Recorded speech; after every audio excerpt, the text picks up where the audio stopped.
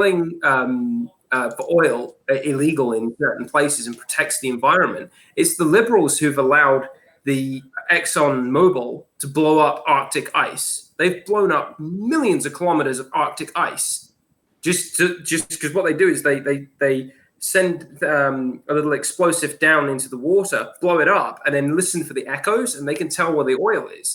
But what that does is it deafens the fish, like the narwhals and everything. They get deaf and they can't hear anymore, and it blows the ice up.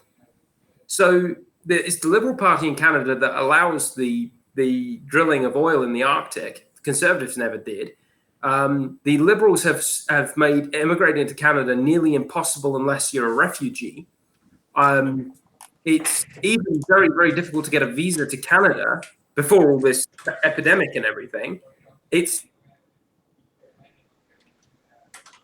charged to get a travel visa to Canada, but the paperwork you had to do to get that visa was incredible. And my mum had to renounce her residency permit to get the travel permit.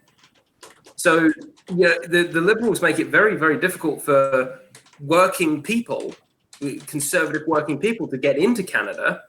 But all the immigrants in Canada are usually vote conservative once they get their citizenship.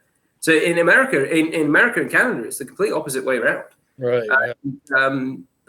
Justin Trudeau with his inclusivity and let's force women into government because that's freedom and equality. Yeah, obviously. Yeah, obviously, you've got to force women to be in government, and then everything will be fine. And and it's kind of funny because in all of these drives and everything, who makes money out of it? The government spends a ton of money, and it's Justin Trudeau's family and friends and business partners that make all the money out of it. Yeah, it's just classic government. Yeah, I mean, if anything, the Liberal Party in Canada is more of an oligarchy than the Conservatives. Now, the Conservatives aren't perfect. They used to waste quite a bit of money. But, the Ontario Action Plan, the Economic Action Plan, actually kind of worked. They strengthened the value of the Canadian dollar to a point in Canada in early 2008 to 2010. The Canadian dollar was worth more than the US dollar. Oh, wow. Yeah. I don't believe that. Yeah, it was at one point. And at the border, I used to work at a coffee shop near the border, and a lot of New Yorkers would be pissed off.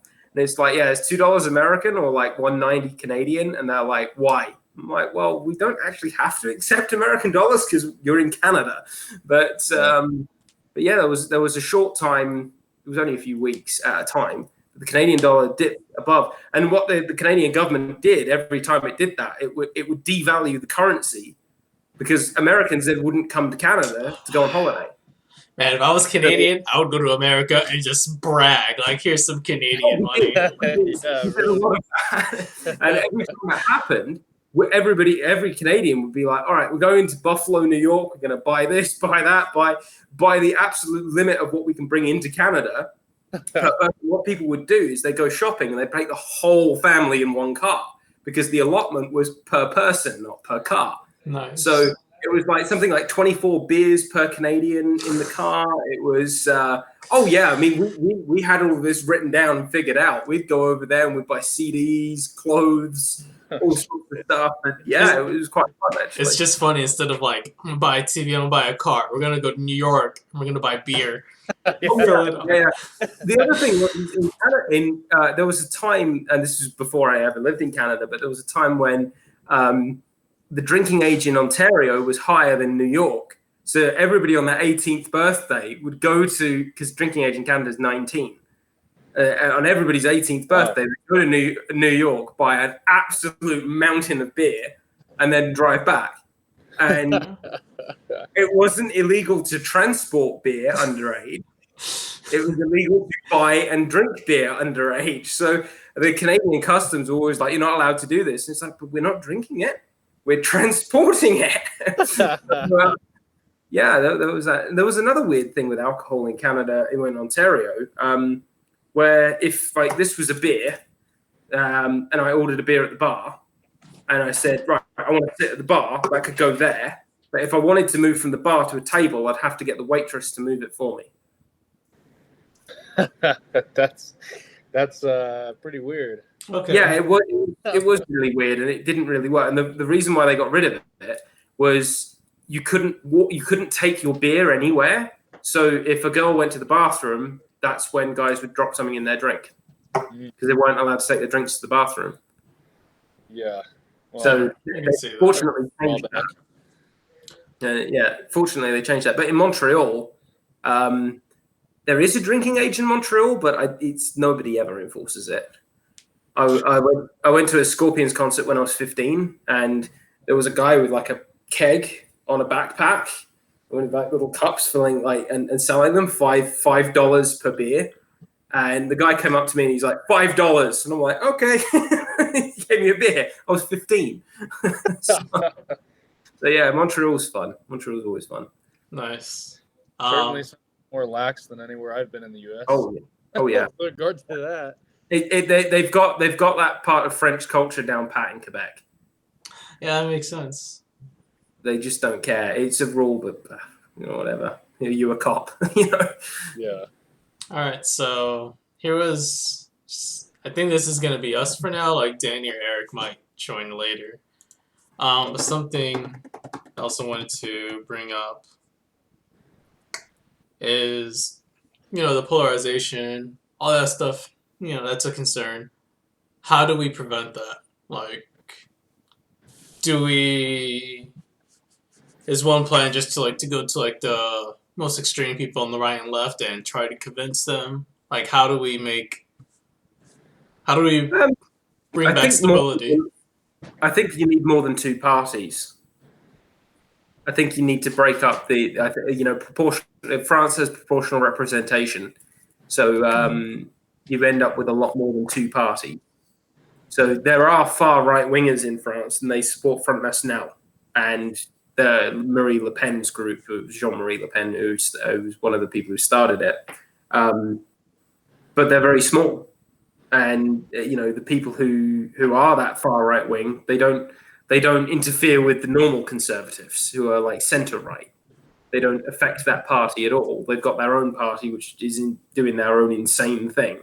And the same on the left. There's the communists here. The Communist Party is bigger now than it was last year because of all this furlough and everything.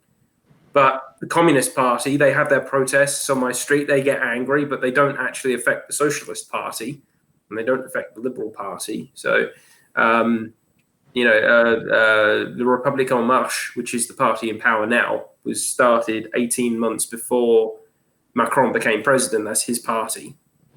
And they're a centrist party, and like you've got the Republican Party here, which was Nicolas Sarkozy.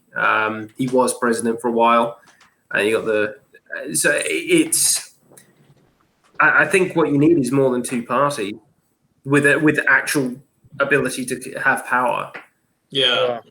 Yeah, it really does seem like overwhelmingly we're split into two in the United States. Like, I mean, if you take a look at, independent votes versus Republican and Democrat, It's like that. they're giants.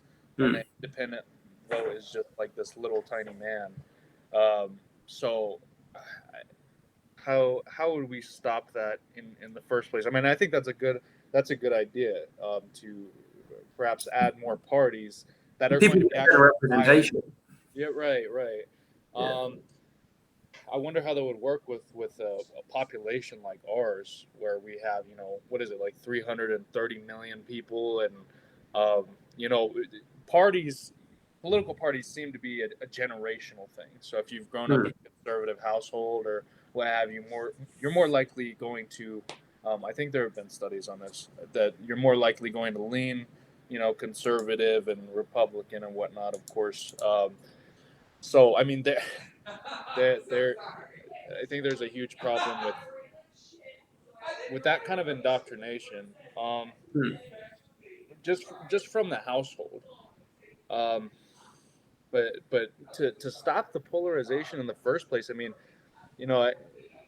this actually last week I've been thinking about that, and the way in which mainstream media handles things, and the way in which even independent kind of news channels handle things, the way that they speak is I think it's such a it's so counterproductive. I don't know if you guys know who David Pacman is. I No. feel like I heard it, but no. He's like a progressive kind of left wing news guy. He has his own independent show, and he's really smart, really articulate. Yeah. He'd be kind of what an anti Ben Shapiro would be. Like they're on the opposite ends of the political spectrum, but Yeah. I think that they're both very highly intelligent, and they know what they're doing with when they're speaking. And what throws me off so much is the way in which they speak, because I'll listen to both of them from time to time or what have you, and it's always either Democrats bad, Democrats this, Democrats that. Democrats say they want unity, but this is what they mean. They're coming for this or they're coming for that. And then David Pacman, Republicans say that they want this, they're insane, they can't be forgiven for Trump, like all of this stuff. And I'm just like, you guys seem to be stretching farther and farther apart, and you guys are contributing to this insane polarization. You're not helping it. It's like, so how do we? Is there anyone out there that will, I don't know, is able to get to like an audience of their size, which they both have like 1 million subscribers each? And say, hey, like I'm not here to demonize this side or that side. I'm just here to kind of see what we can do to say, okay, this side has some stuff that's good on, this topic, this topic, this topic. This side has, good ideas here, here, and here. Kind of like how, Jordan talks about it, because in his lectures, I mean, he talks about how, the conservatives need the liberals so that they maintain a fairness within the hierarchies, and the liberals need the conservatives in order to build, the hierarchies in the first place, to maintain order and all of that. Yeah. So I mean, his message, I really love his message, because it's exactly saying that, each side needs each other. It's not just this side is bad or this side is bad. He kind of has in the middle. In both. Right. There's different values in both, and they can be complementary and work together. Exactly. And that's a path to a better future. One thing I did see this week, it wasn't so much the subject that I was interested in, but it was I watched it, and it actually worked. I think the format worked very well. It was Michaela Peterson. She did a podcast on the Pornhub controversy, and she interviewed. And it wasn't like she got two people on and just let them argue and shout at each other. It was, she interviewed one, and then it was like, okay, so this is your point. And then interviewed the other one, and okay, so this is your point. And in a way, there was a lot of space where these two women agreed. It's like nobody wants to see a sexual assault on the internet. Nobody wants to see children being taken advantage of. But it sort of shaped a better argument, because it was like, okay, yeah, all of that stuff is bad, and we need to find a way, and nobody really knows what the way of preventing the abuse is. But the actual, issue of pornography isn't as unhealthy to the brain as the one woman on the one side was making out it to be, and one woman on the other side, who's a neurologist who studies this, was saying, well, the only people who actually seek help for porn addiction are always right wing, so always conservative. So it seems to be more of a and she was talking very technically about the desensitization. People say, "Oh, I'm desensitized," and it's like, that's not true, because you show them a baseline image, the brain still lights up in the same way. And it was very interesting what she was talking about, how the experience users are having varies sort of based on their morality. And so out of it, you watch, it was an hour long, it was pretty long. I was doing something else while I was listening to it. Yeah. But out of it, you go, okay, right, here's something we all agree is bad. But the solution isn't necessarily to ban the whole thing. Maybe this area of it we can sort of live with in a more healthy way. And this is sort of like a more nuanced. I thought that I think she came across a format that works very well because all right, that subject for that one was Pornhub, but it could be taxation, it could be education, healthcare, whatever. And rather than the newscast bringing on two people who just shout at each other and you can't actually understand a damn thing they've said, you have somebody explain something in great detail, and then somebody explains something else in great detail, and you need a good moderator in the middle that can say, okay, well, I can see where you two agree, and I can see where you two disagree, and it's up to the audience to figure out how we can reconcile where we disagree. And maybe somebody else can come up with a better solution, like a new website like in the case of the Pornhub thing, it's like, well, maybe we need some sort of better regulation of what goes up on there. Or, because like the thing is the example that immediately came to my mind out of that specifically is porn is on the TV in France, but they don't have these issues because the companies, the production companies are just like a production company that makes The Big Bang Theory. They're held just as accountable, and we know who they are. So maybe that's a solution to the problems that they were all dealing with. They were all trying to address in their different ways. But it is. I thought the format was very good. How we held that argument. Yeah, now I'm definitely gonna see that video because I thought I saw like a quick picture on YouTube. But now it was like, all right, I gotta see this. I did click on it because it said Pornhub. I was interested. It's like YouTube's allowing this now. And then I heard about how bad it was, and I was like, oh. Yeah. She did bring up the girl who was saying, who campaigned against Pornhub and campaigned for the payment methods to be stopped. Did bring up a very important issue that most of us had never even thought of. There's stuff on these websites that you and I would never search for because that is not what we're interested in, but it's still there. And it's still making these people money from people who are interested in these in the content that is abusive. Yeah. So it is a complex issue. Yeah, it's like you said. I think the moderator is key. That's why I think Joe Rogan does a good job at times with that, with certain topics. And that's why also one of my favorite videos was when Jordan, Rogan, and it was Brett Weinstein were all together. Because Brett would like kind of push Jordan to just kind of push him, like not just agree with him all the time, like really try and correct him at certain points. And Jordan would be like, okay, yeah, let me clarify that a little bit more. Yeah. And Rogan at times would be like, well, okay, can you give me like an example? Just like ground it, because sometimes it's really abstract. Rogan's like, do it, say it again, and so that we can understand. Yeah. The way in which both of them speak, kind of, I would think that it would lose the general population, including me, because they always lose me. Jordan and Brett. I kind of have to rewind and listen again. So it's good to have somebody like Rogan there to be the mediator and translate into English. Yeah.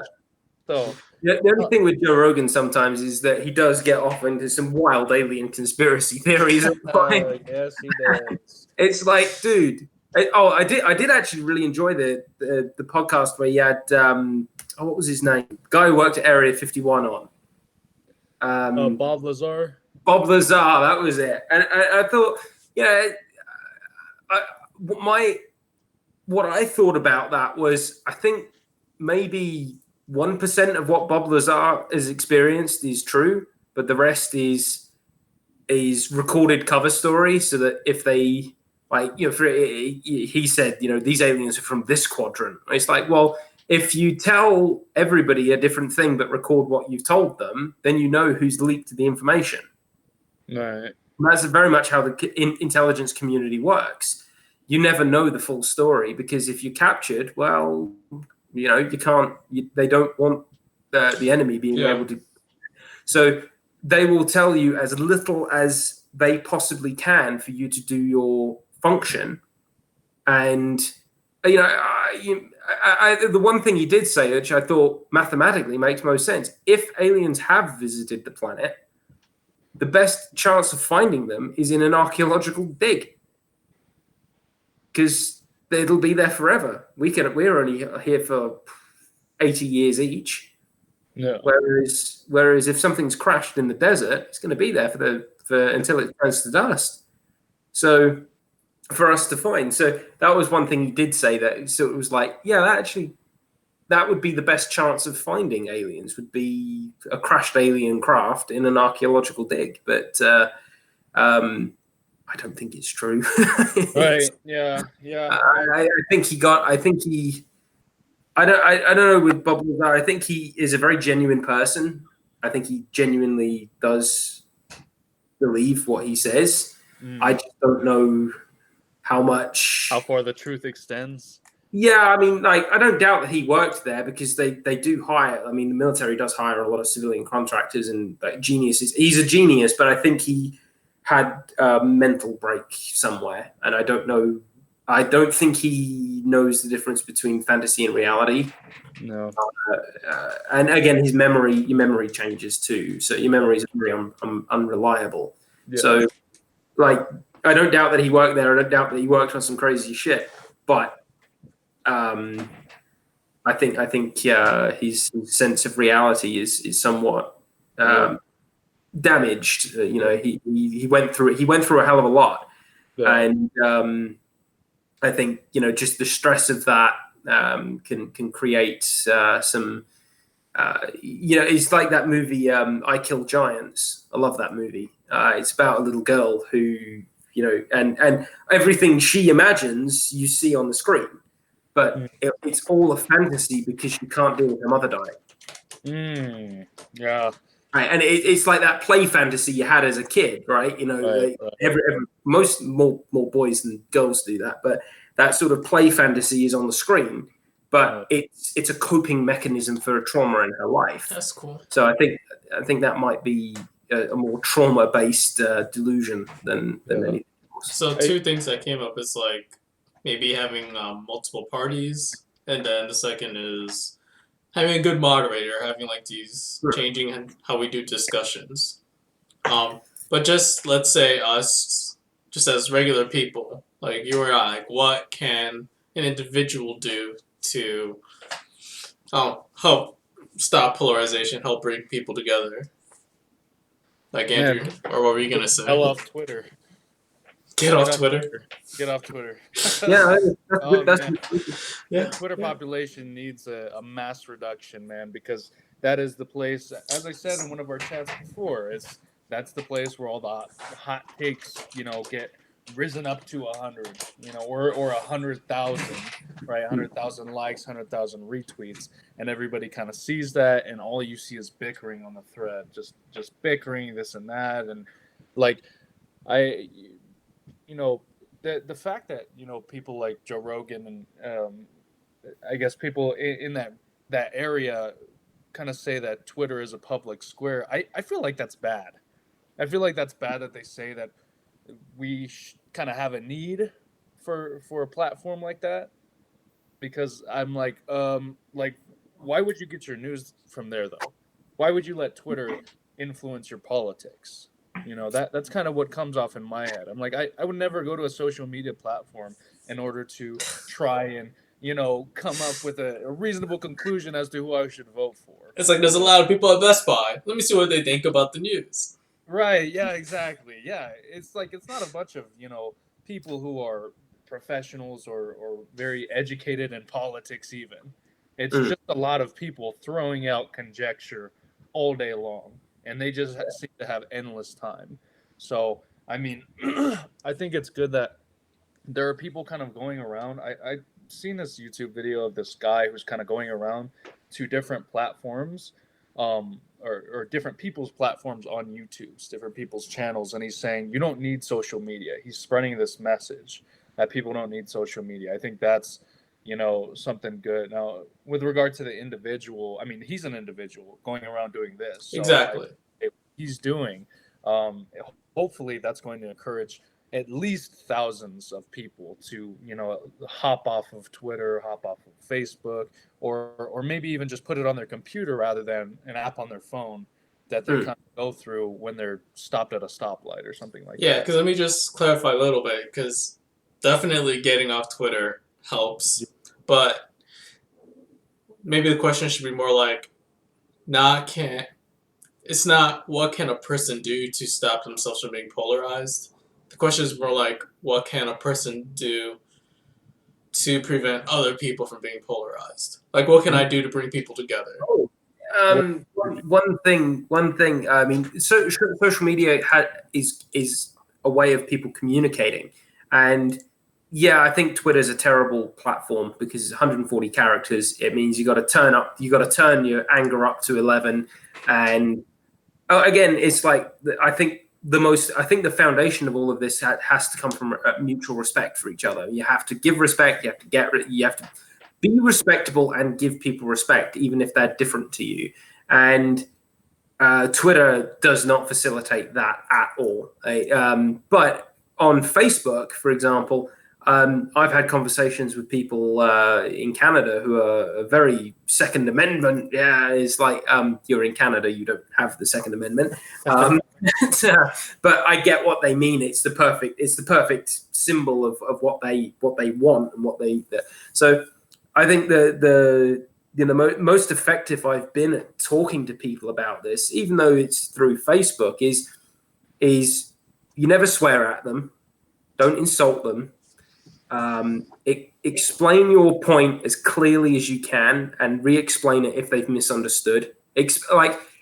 Get across your meaning. And, if someone misspells something, forgive them misspelling, because even though sometimes it can be funny, it's like, that's really not the point.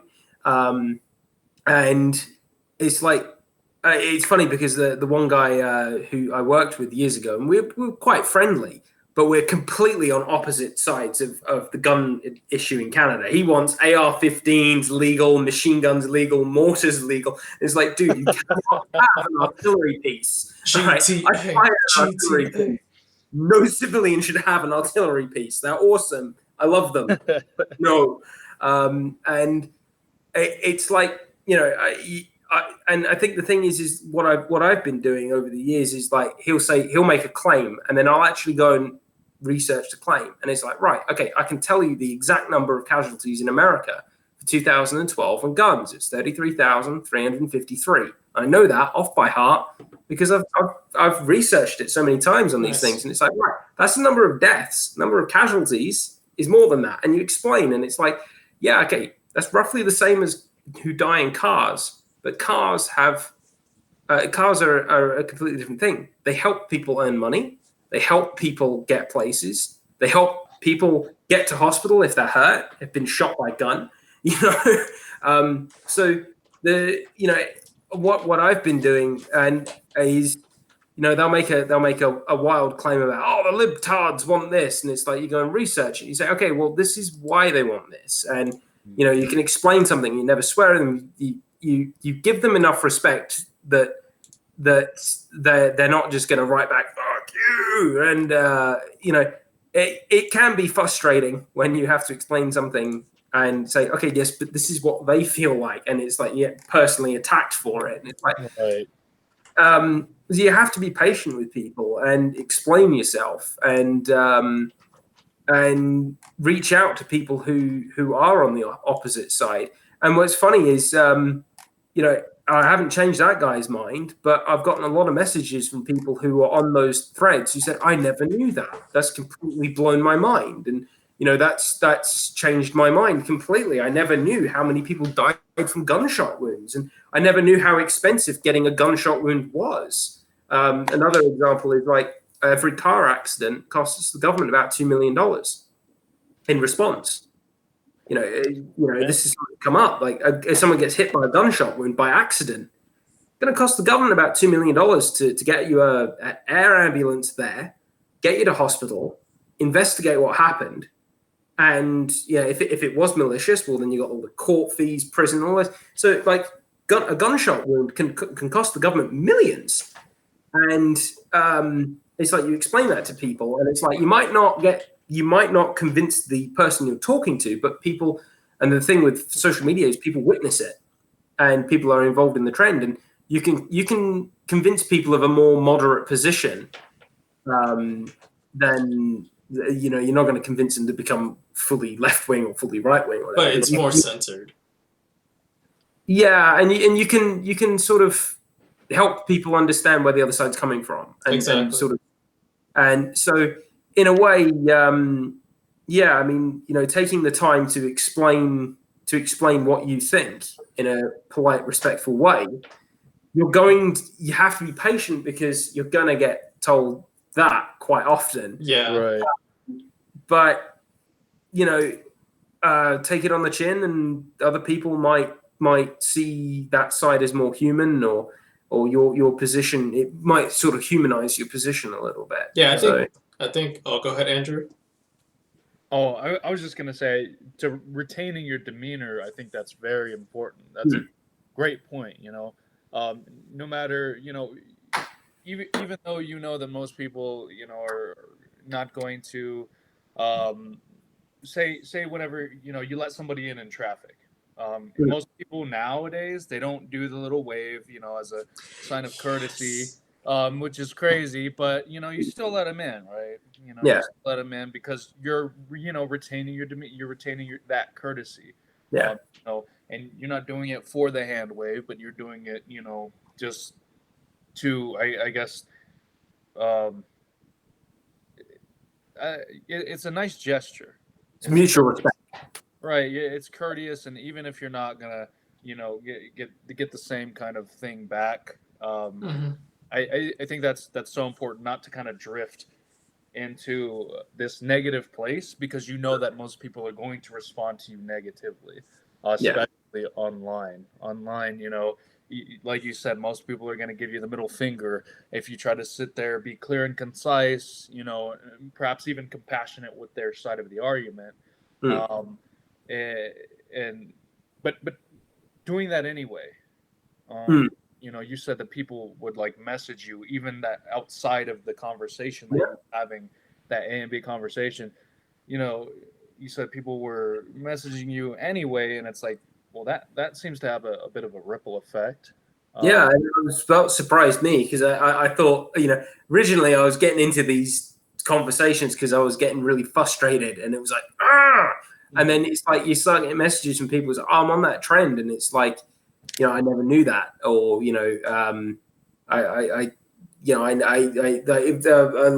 of the other things that happened in Canada was during the refugee crisis. I was surprised. It surprised me during the refugee crisis with all the Syrians who were trying to get out of Syria, who was against it and who was for it. And it completely surprised me, because it's like some people who are very, very sternly conservative were like, yeah, my parents are from Hungary. They escaped the Soviet Union. We're going to help these people because people help my parents. And other people were like, oh, you know what? My parents may have come here last generation. Or one that made me laugh was a guy who emigrated to Canada, but he was absolutely vehemently against refugees being allowed in. And my interacting with him and saying, and just politely pointing out where he is being hypocritical, and saying, you moved to Canada from England, you are an immigrant, and things like that. A lot of more people saw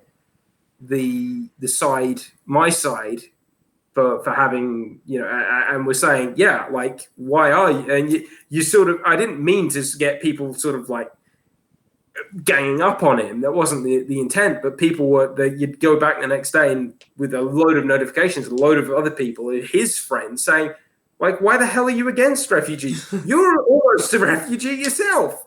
And it really did surprise me during the refugee crisis. Just it didn't follow the conservative liberal in the beginning, it didn't follow that divide. It was something that could have sort of created a bit more of a mix, but it ended up being two-sided, of course. But yeah. And then like when because I try and do the same thing, and like one way I phrase it is you have to actively be the bigger person. It's not just being neutrally not bad or good. It's like you have to go above and beyond to be polite and nice. Because like sometimes I rarely get into like online discussions or Facebook stuff because people like they always assume the worst interpretation and then just keeps going downhill. But it's happened a couple of times where I'll go really positive and then you don't even get a reply and it's like And then another thing like Andrew what you said with the car gesture, so that's crazy because like sometimes if I switch in a lane or if somebody lets me in or even if I'm far away ahead enough that I didn't even need their help, I'll still do that. And it's just to make them feel good. It's just, there is this one comic that I really like. It's wholesome. And this guy, he's telling his son, hey, we have really cool superpowers. And it's like, hey, what's that? Let me show you. There's this, he yells at a guy across the street, hey, you, I like your shirt. And it's just, then there's like a big smile on that guy's face and he shows his son, you see, you have this power. Right. So it's like, we have the potential to criticize people, but just making an active effort to be a bigger person or be polite also has a good effect. Yeah, that really is. That really is a superpower.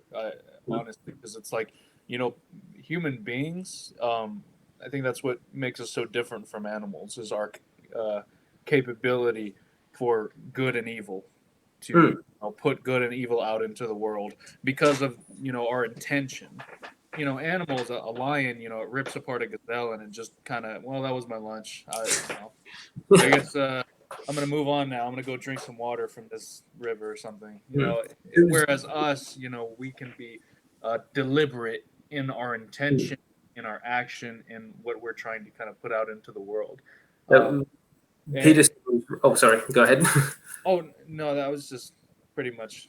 Yeah, it was written in 12 Rules for Life that Adam and Eve found themselves naked and embarrassed by being naked, and it was sort of the awakening of consciousness at that point, because it's like a dog will rip something apart to eat it, but it doesn't really understand that that raccoon had a consciousnness of itself, whereas we have the ability, and it's from our mirror neurons just behind our eyes.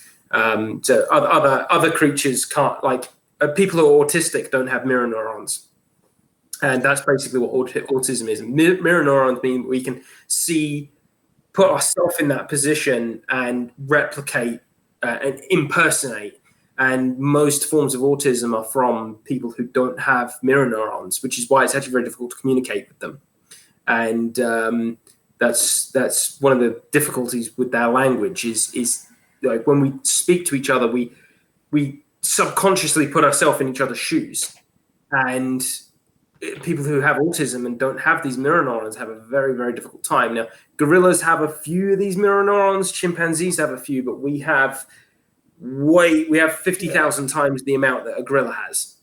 And basically here, so our sensations are about here, and just in front of our sensations are our mirror neurons between the visual part of the visual processing part of the brain, and it's just this thin layer of mirror neurons, and then behind that is our senses, which is sort of why when we see someone hit their thumb with a hammer, we go, "Oh, ourselves." Yeah, that's great. We see that our mirror neurons can connect to where our thumb is and go, "Oh, that really hurts." That's why when you see someone get hurt, you go, "Oh no!" Right? Really, you feel that pain too, and it's very real. Or if someone makes a really bad joke on you, they roast you, and everyone else goes like, "Oh," because they know how that would feel like. That's the social aspect, right? But just like the immediate pain aspect, which is why it's actually difficult for us to hurt each other. Like in a fight, most of the time, guys, when you watch a fight between people, it's a lot of pushing and scuffling, and it's not like, right, this is going down your throat. It's a lot of pushing and scuffling, and we don't actually really want to hurt each other because it kind of hurts the self too. Mm-hmm. And unless you're a psychopath, in which case that and genuinely that psychopathy is where there's something wrong with that. It's not autism where you don't have them. It's the disconnect between the two. Right. So when you stab someone, you see their pain and it's like, yeah, I won. It's like, Right. Yeah. Whereas if I accidentally stab someone, I'd be, oh Jesus, I'd feel their pain and I'd be like, yeah. And so, but I get way off topic all the time. Sorry. No, it's cool because this is all right. So this is, let's say, something I like talking about you because to me, George, I like history. History's cool, but history's not a top priority for me. But you, for example, last week, you knew a lot about World War II and the history regarding how the EU came into place and all of that, and your knowledge with neuroscience because you worked for someone. You had a relationship with someone who was a neuroscientist. And that was what got me interested. When I went into high school, I went into the psychology classes, and the teacher was fucking beautiful. And she was the hardest teacher I've ever had. That is amazing. I worked really, really hard in that class. But she was actually a brilliant teacher as well. No, she wasn't just hard. It wasn't just that she would come and lean over your desk like that. She was a brilliant teacher, and she talked a lot about the brain. And and apart from that, my family suffers with a lot of depression. And I found in high school that actually these patterns. I studied depression because I knew it affected my family, but I've sort of found that these patterns affect me too. And so I sort of just kept reading and learning about it after school and more, and like Jordan Peterson's book as well. And it's been a great help because it's like when I'm in a mood like that, it's like, oh, I know, I just need to go and eat something. Or I'm in a bad mood like that, and it's like, okay, it's like, okay, my brain's playing a trick on me. Right. And it really helps actually being able to detach yourself, your mentality from it, and go, okay, look, I'm just in a shit mood today. It's not good, which is why I can sort of it doesn't affect me nearly as much as it affects some of the other people in my family. Yeah, one thing that I forgot how I came up with it, but just getting all these little tidbits. Something that I connected the dots, and I wouldn't be the first to say this, but if you're in a bad mood, clean up your room. So it's like how you accomplish goals, you get serotonin, right, or dopamine. You start to feel better. Yeah. And this is why it's good to a lot of people say set smaller goals, set incremental goals, break your goals into smaller categories, because sure you can have one big goal and then get one big burst. It's like an investment or investing money, but it's like a lot of people you might not be able to hold out and you'll suffer along the way. So it's good to break it and get that feel good build up, and that creates that pattern and so on and so forth. So I was thinking is if you're feeling down, just look for the smallest task that you've been ignoring or you need to do. And it's like if there's a piece of paper behind your bed or behind your desk and it's there, just go pick that up, and that's like the tiniest little stress thing gone. And just keep doing that and work your way up, and then you'll feel a little bit better. Do what you're supposed to do. Do the things that you're supposed to do, that you're supposed to do, that you're not doing. Yeah, I mean, in doing anything, I've emigrated a couple times in my life. First, when I was 9 years old, my family went out to Canada, and I didn't understand what was really going on at the time. I was too young. I was happy when I got a little toy aeroplane to fly around on remote control. Then I was occupied for 2 weeks, but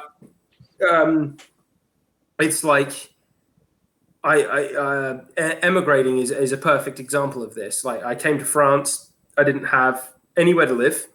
I had some money. I saved up some money, which was good. I needed it. I didn't have a job. I didn't have health card. I didn't have all of these things. And it's like, right, well, to get a job, I need to go and register with the health organization. And it's just like, well, how do you do that? So it's just like, the woman at the agency, I just asked her how I do that. And it's like, okay, step 1, go to the building. Step 2, find someone who can understand me, and just ask for help. And it was like, sometimes you just have to be in the right building and ask for the help, and they will just get someone who can help you. And that's basically how I got registered with the health insurance here. And then it's just like one thing at a time. You just got to break down. It's like, I wanted to live in France. Yeah, but to move there, you need about 1 million bits of paper. You need to get yourself sorted out. You need to get yourself an apartment. And it's like, right, well, Airbnb works sufficiently well to get you in the place. And then you've got to find a landlord who will rent to you. And it's just a case of one little thing at a time. Yeah. And like, opening a bank account was the most difficult thing I had to do here, because every bank wanted me to have an address and every landlord wanted me to have a bank account. Oh man. Yeah. So anyway, I got an online bank account, which I still use today. But it's just like, you've got a million things to do to achieve this one enormous goal. But it's just like, just get a piece of paper and write down the smallest thing that you can do, the smallest, most pathetic little thing you can do. And then when it's done, you're that little bit closer, and it's just like one little step. And you just have to break things down. Otherwise, you'll never be able to achieve anything. Oh yeah. And you might be scared to kind of, walk that path toward what, your goal is. But as you begin, to take those first steps, you may find that things are potentially a lot easier than you thought they would be whenever you came face to face with them. Perhaps those bills that you've been neglecting are actually a lot smaller than you thought.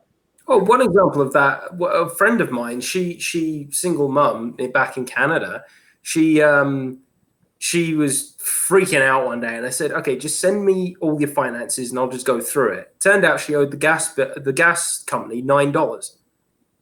Yeah. I'm like, I just went through it, and I'm like, you owe them $9 and you're not going to get cut off. They're not allowed to cut you off in the winter. And she was like, really? And I went through it with her, and I said, look, I went through it with her over the phone. I'm like, you owe them $9. Don't worry about it. And, it was just something that was obviously stressing her out for a long, long time. Right. And, well, it turned out to be something very small. That's what I found, when you kind of, you have the potential to face those, I would call them, monsters, in order to get to your goal. And when when you're hiding in the corner, you feel so small because you're in the fetal position, and you're kind of like, I don't want to face them. I just want to stay comfortable. I want to stay where I'm at. Like, I'm good. I see all those big monsters out there, and, they're scary, and I don't think I can do this. But when you actually, you decide, no, you know what? I'm done being afraid. I'm going to go ahead and I'm going to start to take steps towards this goal. You stand up and you realize they're a lot shorter than you thought. You start to walk toward them and you realize that they just look big because they were so far away. And then whenever you get, face to face, you're looking down on those things, I feel like, so for me, like I wanted to start I started getting kind of fat at a point. And I sat there and I was like struggling with trying to get like a diet kind of thing going down. I was comfortable eating whatever the hell I wanted to. And I didn't want to, kind of get into a habit of eating healthier foods and things that didn't taste as good or what have you. And I was like, one step that I could take toward losing weight or something like that would be fasting. So howdy. Yeah, but so I was like, I can't do this. I kept trying to do the intermittent fasting, and I would wait until 10 a.m. my time to, I guess, eat. Right, I wouldn't eat from 7 p.m. the previous day all the way to 10 a.m. Hey, what's up, Danny?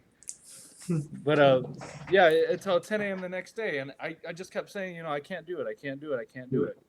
And then I finally ended up doing it. What was weird is that it kind of triggered a chain reaction in my life. Just this small, tiny thing. I was like, whoa, like I can do this. And I can do this for multiple days. And I can do it for a whole week. And what about, my cardio workout? Can I, instead of taking a bunch of breaks in the middle of it, can I go all the way? I was like, well, let's try it. And then, I ended up going all the way, and, it caused a chain reaction to different parts of my life.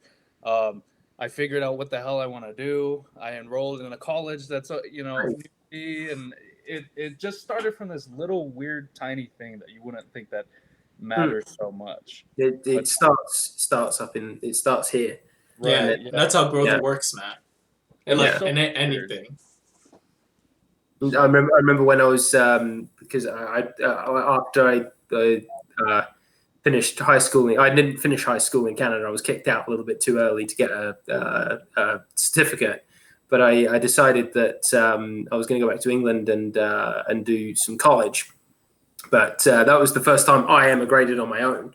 And I found that a lot of people helped me quite a lot because they knew that when I was 19 when I left Canada, and I found a lot of people helped me a lot. My uncle gave me somewhere to live. The college, they just said, all right, look, we'll just help you out and enroll you, even though you've got no paperwork, which helped because I got an engineering diploma now. But yeah, no, it is, you just got to take these small steps. And then, everyone's like, oh, wow, you're so organized. I was like, no, in here, it's a complete mess. Right. But no, it's just you got to find one little thing. You can only do one thing at a time, and you just find one little thing, and you just keep doing it, and phone who you need to phone, ask for help where you need it, and just keep going in a direction, and you get there. It's and I remember sitting there like the second day in the English class, having that feeling like I was back at school because they made me do an English class as well. And I was just like, I can't do this. I can't do this. I can't do this. I can't do this. I can't be this bored. And I don't know. That English class ended up being very, very useful for my writing because they taught writing techniques and language tools. And I was just sitting there like, oh my God, not another English class. I hate it. It was the worst subject in school for me, and I hated it. And I kind of resented it at the beginning. But I got an assignment. I was just like, I literally just walked out of school, went to a cafe and did the assignment just to get it over with because I hated it that much. And then I was the only one who had it done. And the teacher said, no, this is brilliant. This is good. We're going to give you an A mark on this. I'm like, okay, you're kidding, right? you're having a laugh with me. Yeah. And by the end of the semester, by the end of the GCSE course, they were like, oh, we're going to put you in the top tier of the GCSE for the hardest exam. You're going to get the best certification out of it, and you could go on and do your A-level directly, which because in England you do GCSE, O-level, A-level, and I was in the level that I could have skipped O-level and gone to A-level in a weird way for what it was. But kind of like SATs. Yeah, they're kind of like that. But I mean, I got the certificate. I never continued with it. But what I found is because I actually, they put us in little groups for these assignments, and I was the oldest one there by like 3 or 4 years. So I kind of ended up being the teacher, and sort of by kind of spoon feeding it to kids who are like struggling really badly. I then learned the content of it so much better than everybody else. That like now when I sit down and write something, it's like I'm actually a very, very good writer in English, and I can write something really well, and it's really helped me get job interviews and things like that. So that's crazy because you hated it in the first place. I really, really, that was the most even though I was doing quite well, it was still so painfully boring, that class. I can still picture looking out the window at the other buildings across the street, just like, oh my god, this is boring. But would you say you still wanted to do it while you were doing it, or would you say you were making yourself do something you didn't want to do? Oh, I was being made to do that class. Otherwise, I couldn't continue the engineering class. Well, I know what other people were trying to do, but I mean, in your own head, was it were you making yourself do something you didn't want to do, or did you in a kind of more complicated way, still kind of want to do it? Oh, I did not want to do it at all. There was not a part of me that wanted to go to English class. It was I loved the engineering stuff, welding, making stuff, turning parts on lathes, and doing material tests on brakes, on a metal brake that'll snap, and you have to predict the strength of something. I loved all the material science at the college. And then it was like Tuesday and Thursday. Oh no, right? Didn't do it. Did not. Don't want to do. So you would say you were kind of making yourself do it? Oh yeah. It was a test of willpower. And then the only time that it wasn't like I was making myself do it was when I was trying to teach the other kids in my little group. That helped. Yeah, it was sort of like, okay, well, I need to understand alliteration a little bit better so that I can teach some, because a lot of some of them were actually from Poland. So it's like, they're not, you can't really expect them to know this off by heart. So it was like, that sort of gave me a little bit of a reason to learn it more immediately than, oh, you're going to get a certificate. So, but yeah, I was absolutely forcing myself to be there. And, Nice. So, yeah. Danny, just to give like a quick recap, what we kind of talked about real quick. We started off with like, what's a good reason to vote for Trump? Just to like steelman that side. And obviously, I think it's easier with regard to the Clinton versus this recent election with Biden. Like, Clinton, I think everyone generally agrees was worse. We kind of went through that. Then we spoke about how can a person, or how to shrink the polarization and the extremes. George brought up, there's Did I miss loads of the conversation? What time did this start? like an hour ago. Oh shit! Sorry, guys. No, it's fun, man. Like, this is, as you can see, it's not formal. It's really relaxed. No, but still, I thought for some reason I had it in my head that we did this at like 7 o'clock, or 7 o'clock my time. Yeah. So that's my bad. I should have just checked the link, because usually it converts the time stuff for you if you just click into the link. So that's my bad. Sorry, I don't mean to be rude. Nah, you don't no need to go worries. over stuff for me. You don't need to go back over stuff for me. Continue on with whatever conversation you're having right now, man. All right. So yeah, right now we're like, let me see. Basically the same thing. Yeah, we were speaking how to shrink the polarization. And we recently just were discussing is that, you can talk, for example, like George, on Facebook. You can discuss with people, but you can't go into a conversation you can't go bad. You can't really be neutral. You have to be excessively polite. Like, just be the bigger person at all times. I think this is definitely something that I've been trying to work on recently, where I think one of the big issues is that so many people are actually trying, and I do this as well, like I'm not excluding myself from this. Most people go into conversations like this trying to persuade somebody else of something. And I don't think that works. I think people are persuadable, don't get me wrong, but I think going into a conversation with the express purpose of trying to persuade people just doesn't work. It's a bit like fucking having sex with someone and trying to make them have an orgasm. It's like, yeah, it's a good thing to happen. Like, we all want that to happen, but it's not really the point. All the stuff that happens right before it, and it's about things being, there's a lot of, I know that sounds like a weird example, but I actually think it's really true. Like, it's a good analogy. Yeah. So what you're saying is that good discussion is like sex. Kind of, yeah. Well, a good discussion probably is,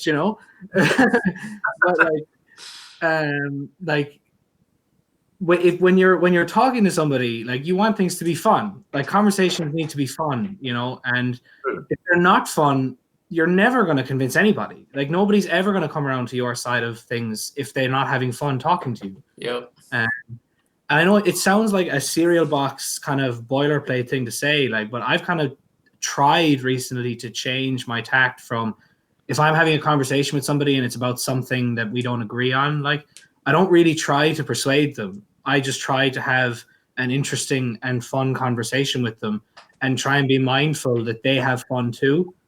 And like, because I we've all been there where those conversations, and there's two people and they might even have like the best of intentions, and they might be arguing in good faith. Like obviously there are people that argue in bad faith and like they don't care, and okay, those people are assholes. Just they live in bins, they live on Twitter. Like let them stay there. But even two people that have like good intentions and are in good faith, they might even be friends or family members. When the two of them really start trying to fucking persuade the other one, the temperature just goes up, like, and it, I don't know. It's like whereas sometimes you have, I think we've all had those conversations then where even when you disagree with them, they're still fun, and I feel like you come away from that conversation like you learned something.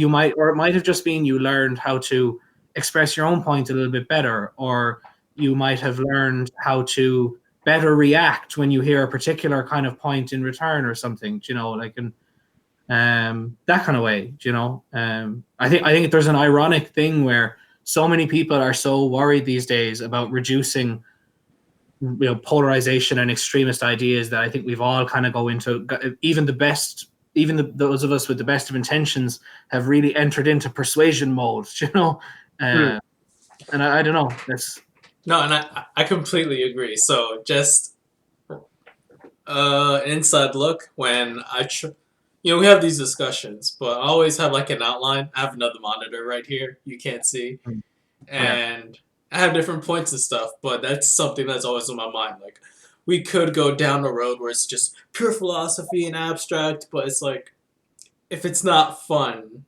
this isn't gonna keep happening. That's the priority. A great skill to have is to be able to get people to laugh at their own ideas. Like, if you can get a Republican to have a bit of a laugh about Trump, then that breaks down that whole Trump barrier. It's like the same with Democrats and Biden or whoever, and they're like, I'm capable of having a laugh at Jordan Peterson. He does tell some pretty good jokes from time to time, and I mean he sounds exactly like Kermit the Frog. I mean, you can have a laugh about the guy, and in a way that he would laugh too. Then you really do break through that sort of like. Trump's a weird guy because he apparently, from people who are close, he has no sense of humor at all. He gets very, very affected by things people say on Twitter, and he's so thin-skinned. Yeah, that's the thing. I mean, one producer was on Joe Rogan, who was a producer on The Apprentice, was saying the guy would obsess for a whole day about something someone said on Twitter, and he'd have no sense of humor, and the only time he'd laugh is if he was sort of bullying someone, and that just tells me that the guy's just not very socially. Yeah, but I think I could be wrong about the details here, but I'm pretty sure, like his dad was a fucking really like anti-vulnerability guy, and I think was it Trump's older brother drank himself to death, I think. Yeah. That family is got some serious problems. Yeah. I think Trump's sister wrote a book about the family, and it's just this horror show of their father made the money. And and like anti-vulnerability, complete power freak, really not a very good parent. And it's like, that it makes sense that Trump is somebody who is not capable of showing vulnerability and not very socially complex because he grew up with so much money that everybody was beneath him. You don't need to be socially complex with people who are serving you and beneath you. So in a way, he kind of he's got a lot in common with certain royal families, because like the Saudi royal family, they are power lunatics. Right? They own the people of Saudi Arabia. They're insane. So in a way, he's a difficult case. But if you can get Republicans to have a bit of a laugh with you about Trump, then you really do break through that wall that they've put up. And that's probably the most difficult thing to do, is actually get people to sort of laugh about the things that they hold dearest. Mm-hmm. And I don't mean to do that in a way that, sort of It's not mean, like. it's not mean. It's not trying to get them to have nothing in their life at that point. But it's like, remember one day, it was really close to the time the supermarket was closing. The girl at the checkout she looked pissed. She looked pissed off. I just thought, long day for you. I didn't say, how are you? I could see how she was. I was saying, long day, fucking colleagues. And she was like, yeah, pretty much. And got to have a bit of a laugh. Yeah. And it was like, yeah, I know, we all have colleagues. It's okay.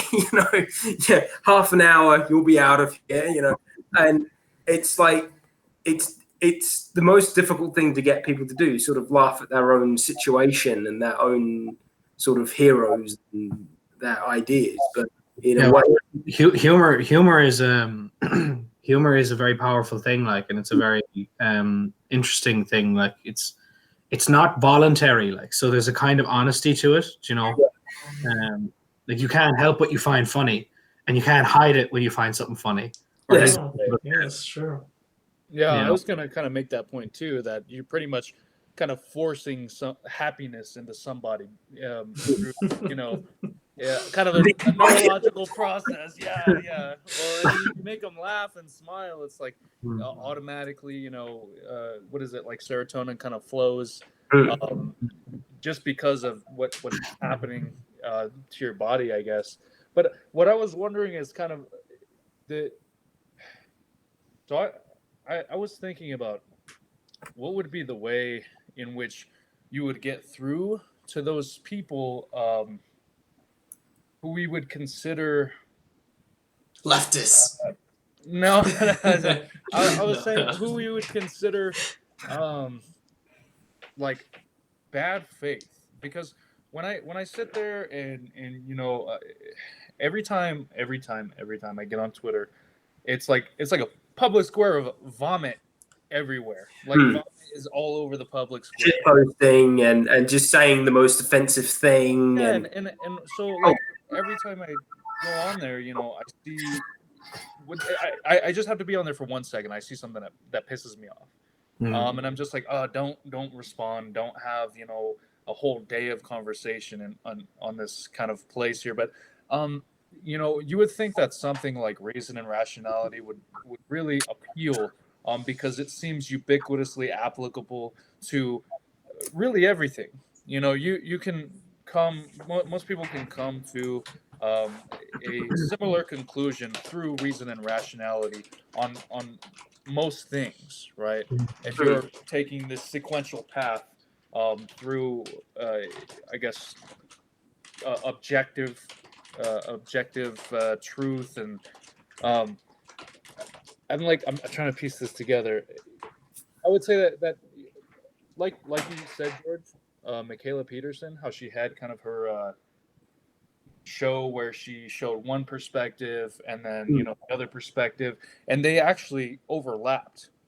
These people who were on the opposite sides of the spectrum overlapped on things, and I kind of thought, well, how would they come to those conclusions? Well, it seems like it would be through objective reasoning. Yeah, I mean, in that case, the woman who was the lead of the campaign that got Visa and MasterCard to ban Pornhub, she was coming from the camp the organization which is to eliminate sexual abuse, and she's dealt with people who had trauma from that website, and she's dealt with the issues that they've gone through, and she's actually been compiling and creating the evidence for which they used to sort of ban all of that content. So she's not going to have a good opinion of it. But the other woman who's coming from she's a psychologist and neurologist who helps people with porn addiction and has studied it. So it's like they're coming from two completely different directions. One's coming from the end user, and the other is coming from the artists who've been abused.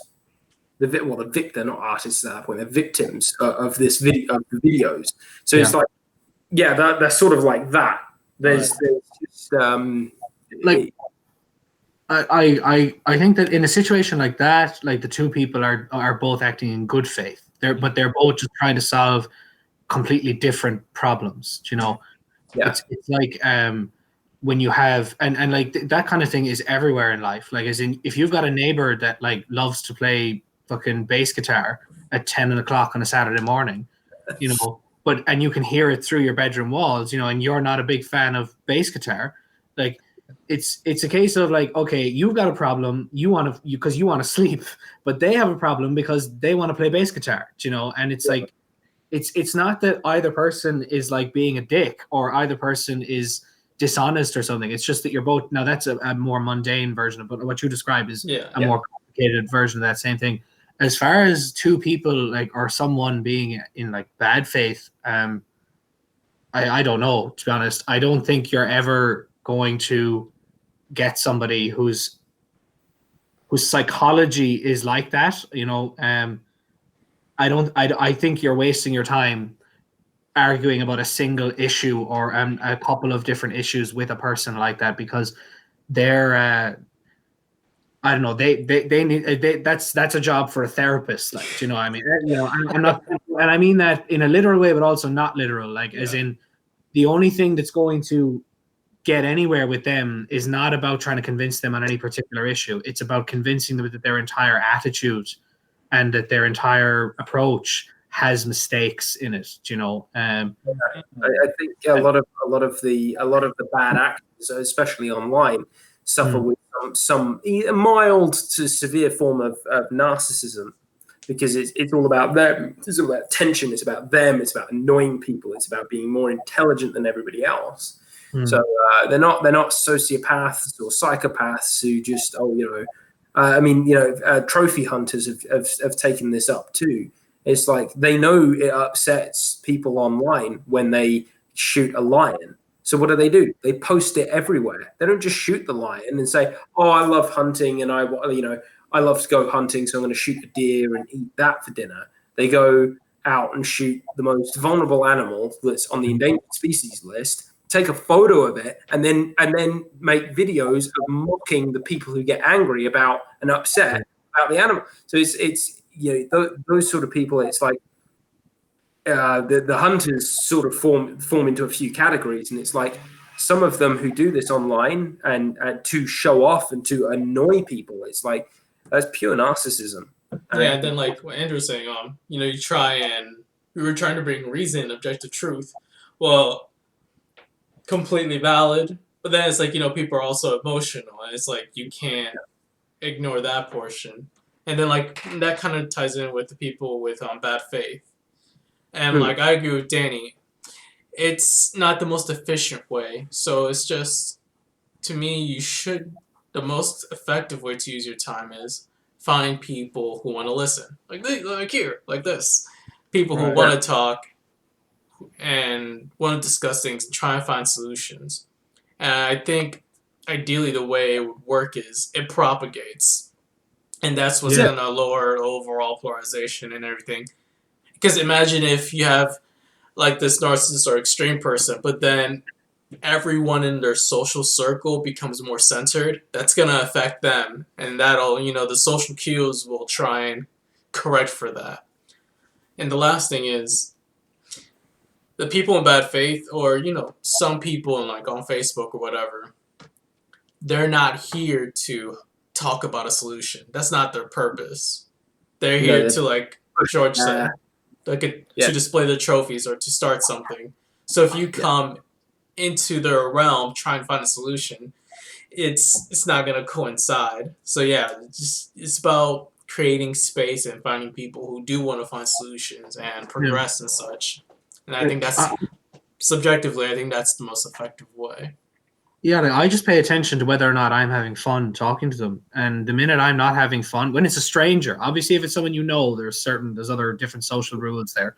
But especially if it's just some loser on the internet, if I'm not having fun talking to them, like just fuck off, like, I don't need to waste my time with you. Nobody is obliged to listen to your tantrum, like, so just go do it somewhere else. One question I've got for you, Danny. You live in the Republic of Ireland, right? Yeah. Now, with I'm not sure how familiar Andrew and Frank are with the troubles in Ireland, but I've got family from South Africa who live in Dublin. They moved there, and I visited them. And when I was in Dublin, people were very friendly to me. Young people my age were very friendly to me, and it was a very nice place to go. But I always found that older people were always a little bit guarded because of my accent. They were a bit. Once I got speaking to them, they were okay. But like when I'd start a conversation with someone who's a little bit older, they were a bit like, they didn't really know what to do because I've got an English accent. And you say older? How older? Oh, 50s, 60s, 70s, right. Like the much older people. Right. But like I had lovely conversations with people who are in their 20s, sitting in bars and cafes and whatnot. And I didn't feel like English people weren't welcome.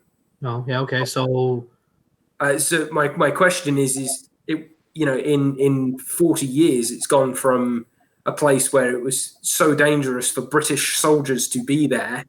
They were getting killed. Did you visit your family in Dublin, or did you visit them in Northern Ireland? Like, oh no, they're in Dublin. Yeah, I know Ireland is a small place, but the Troubles was a conflict that was resigned specifically to Northern Ireland, in particular, certain cities called what the British would have called Londonderry, and another city that Americans might have heard of called Belfast. Those two cities would have been the real shit show. Dublin, a lot of people in the Republic of Ireland are very ignorant of the stuff that went on up in the north. They either are ignorant, they're either so ignorant that they just don't really give a shit about it anymore. They just it's fine.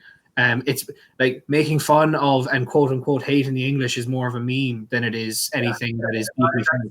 Definitely how I felt there. It was a bit of a joke that they had with me rather than... Yeah.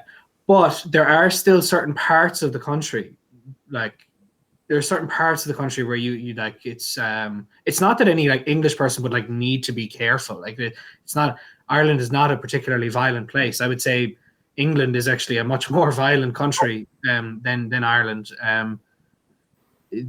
I heard a story before about my dad was a businessman. He did a lot of business with British companies. And it's a small business, so there was an awful lot of, when you have customers, you bring them over, and obviously you're there to talk business and have whatever meetings and stuff you're having. But then they stay for a day or two, and you show them around, and you show them a good time. It's about building relationships, standard small business stuff, And he and his business partner took this particular British man down to a pub in a county called Wicklow. So this is the southeast of the island of the country. And they brought him into this pub, and they were having a great time. There's a big crowd in there. There was a sing-song going on. So there's now sing-song in Ireland is not like live music and stuff in an American bar where you're going to have some kind of big loud band. It's usually some dude with a guitar and a fucking fireplace over in the corner, that kind of way. And it's usually a thing where it's collaborative, other people from the audience, if they want to sing or if they want to get up and play a song, they can do it and stuff. So this guy is getting in the mood. He's getting in the spirit of everything. And he says, "Oh, I want to play a song," and everyone was like, "Yeah, go on, go play a song." And it was fine, but he got up and he started playing Wonderwall by Oasis. Oh, which I don't know if Frank or Andrew know. Okay, Oasis is a British band. I don't know how to describe it, but it would really be seen as a kind of very English thing. And what he didn't know was that this was Republican country. This was IRA. The sorry, I'm speaking to George here, but I know that okay. In the conflict, in the Troubles, it was between Protestants and Catholics, basically. But a huge, let's just say, the paramilitary wing of the Catholic side of the conflict was run by a paramilitary organization known as the IRA, the Irish Republican Army, and they were an extremely violent group. Not you absolutely a terrorist organization during that period, you know, and some parts of the Republic of Ireland would be very heavy RA county, is what we call it, like IRA country. And so this guy gets up in a pub as an English fella and plays, you know, Wonderwall by fucking Oasis in a Republican bar. And like literally the crowd apparently stopped, like as in just pure silence, and someone gets up and puts his hand over the fretboard of the guitar and was just like, look, you didn't know, but just yeah. So like there are parts of the country, you know, where it's complicated, I suppose is the best answer I could give you. But no, in terms of, I would say it's exceedingly rare where anybody would be bigoted against English people, like genuinely and truly bigoted against English people. I never found anybody bigoted against me there. I went there knowing about, you know, the sensitivities, and when I speak to like older people, like 60, 70 years old, it's like I knew that they were a little bit guarded, didn't really, and then after the conversation got going, then they'd sort of become much more friendly. Yeah. But the people my age kind of, it was a bit of a joke between us that fucking English people, and but my question was more like, you know, you've gone from a country that was so divided, it was in war on like which side of the street you lived in, and it's like Americans want to become like there's a large group of Americans who want to reduce polarity, and it's like it's taken generations in Ireland, but you're at a point now where I'm English with this accent and I'm not in any danger. Well, like, look, I think it's worth just being clear about this. The state that America is in, however bad you think it is, it's nowhere near as bad as Northern Ireland was at the height of the Troubles. There was thousands of bombings a year at the height of the Troubles in the north of Ireland.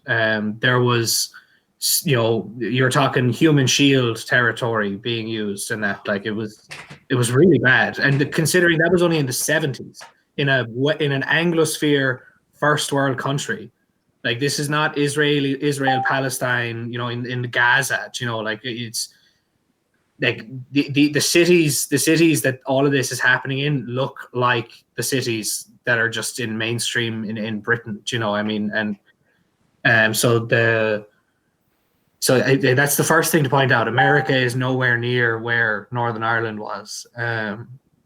How it's changed is fucking, I don't know. A lot of, I think a big part of it was just that the Republic, the Good Friday Agreement. Like I don't know a lot of the details. Like there was a peace treaty basically drawn up, Andrew and Frank. It was called the Good Friday Agreement. Bill Clinton was involved, but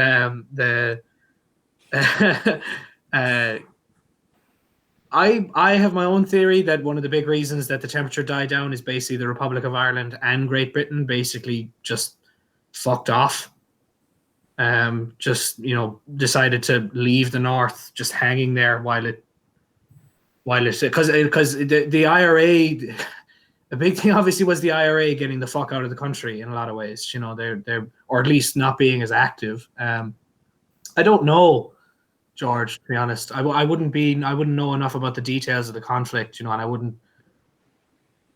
Yeah, I've seen videos but by the BBC recently where it takes like it's got people from both sides explaining you know, what happened in Boxderry and places. And it's like now you can see where they disagree, and you can see they're sort of more ribbing each other about their differences. But yeah, I mean, you're right. The temperature has died right down, and that's good. Whatever's. I think. I don't know. It could be. There's probably lots of things. You know, the decline overall of religion. People are not as religious. So, I also.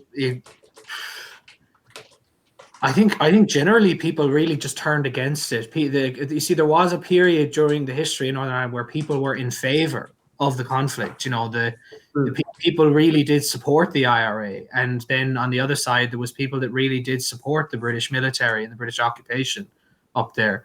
I think that I think that the mind started to change a lot as the conflict went on. The average person was like, I've had enough of this. I'm not going to hide you paramilitary groups in my house anymore. No, we're not going to tolerate like you setting up checkpoints, you know, on our streets. They when these paramilitary groups, when they do lose support, like I suppose it's not like what you would have in somewhere like Syria. They can't literally occupy the places, these paramilitary groups. So if they don't have the consent and the support of the average person that's living in these neighborhoods, they kind of just get nowhere. And like, so I think minds started to change overall about the conflict and about how much and so the minute that happened, I'd say it kind of was it was going to burn out eventually, you know. I think that's probably a big difference between first world countries, where not first world, but like Anglosphere first world countries where conflicts like this might break out. Compare that to somewhere like Syria, or you know, like when ISIS or some other group takes over a village, they really do take over that village. Like there's no, you know, unless somebody else comes in and kicks them out, like that's it. They're there for good. Like the IRA did not occupy neighborhoods in Belfast like that, you know, and neither did the British military. Nice. I don't know if any of that was all that helpful because I really think that the best way to turn down temperatures of people is for people to just fucking stop giving so much of a shit. Like, as in, like, you need to have fun. It needs to be fun. You know, pursue political interests because it's something you enjoy, because it's something that you have fun doing. People are pursuing politics for reasons other than I enjoy this. They're doing it because they think they're on a crusade. They're doing it because they think I'm going to make the world a better place, which is always a fucking disaster. Like you're going to find it hard to. I know this might sound really cheesy and maybe a little bit hippie-ish, like, but I really think you're going to find it hard to screw up other people's lives or your life while you're having fun. Do you know? Like, I don't think dictators have fun while they're doing what they do. And one thing I've noticed in the British Parliament is sort of back and forth joking. That just doesn't happen anymore in the last few since this thing came along. It like the David Cameron when he was Prime Minister and before Jeremy Corbyn was leader of the Labour Party, there was always this sort of back and forth joking. And the Speaker of the House was like, now, that's enough of that, all right, you know. But now there's no humor in there anymore. Now it's all nasty insults and trying to stick the knife in from both sides. All humor in the house. Because if you guys in America are ever curious for how English people have a laugh, look up Parliament jokes on YouTube. And it's quite funny. Some of the back and forths are quite funny, but all right. But now that hasn't happened in years since the Brexit thing come along. No, the humor's gone. But I think that something like that can go, can reverse, like, because even during the Troubles, I can't remember, there was an event that was called Bloody Sunday, where for reasons that we don't need to go into, a crowd of people were shot at by British military officers in Derry. Now, I'm not putting forward any view or anything about what made them shoot or if they were shot at first or anything like that, but I'm just saying this happened. The soldiers, for reasons either justified or unjustified, shot at a crowd of protesters and 13 people died. and one of the people, I can't remember her name, who was leading the protest was actually an MP. And she showed up in Parliament, like I think literally on the Monday afterwards, and fucking decked one of the members of government in Parliament. She actually punched him. Wait, was she Because- wearing like a mask or something, hiding her face? No, she was like that. Yes, this was. I'm telling you, man, this was bad. Like America is not as bad as the Troubles. Don't worry. But like, but she, as far as I can't remember, I think he called her a murderer or something, and then she punched him in the face. Like, so like you're talking about a lack of jokes. Like, I mean, this is. I agree with you that it's there, like, but I don't think any things are anywhere near as bad as the news, quote unquote, would make it look like. We are freaking out in 2020 about things that even 20, 30 years ago would have seemed trivial. Like, you know, and people's bucket is always full. yeah, And like the thing is like now, you know, people, you know, oh, we need gender neutral playing cards, and it's like, yeah, I mean, you know, 100 years ago, we were at all out war with in the middle of Europe, and it's like, yeah, of course, you know, the more trivial stuff comes to the surface now because we solved the hard stuff. Like we're not as progress continues, man. That's the thing. Like that's the amazing thing. Progress keeps fucking rolling in our societies. It's the perfect meme. It's first world problems. Yeah. Like that used to be a thing. But something else was like, for example, just to play to the stereotype, let's say there are conservatives who are racist, but there's some that are in good faith. And I think one good technique is, whenever you're in discussion or debate or whatever, is to acknowledge the problem that the other side is claiming. So, for example, like, let's say healthcare. It's not don't just attack the idea. You know, maybe you don't agree with the solution the other side is proposing, but at very least, like something good to say is like, look, it's not that we're both trying to solve this problem. Because sometimes, like with race issues, let's say the left will think that the right don't even care or don't even acknowledge. Some don't, but you know, a lot of them do, and it's just getting that common understanding. Like, look, I do acknowledge that this problem does exist, but I just think that here's a better solution for you, as opposed to your problem isn't real. We should do this thing. I think that's one big thing that helps. A lot of discussions, people just try to invalidate the other side.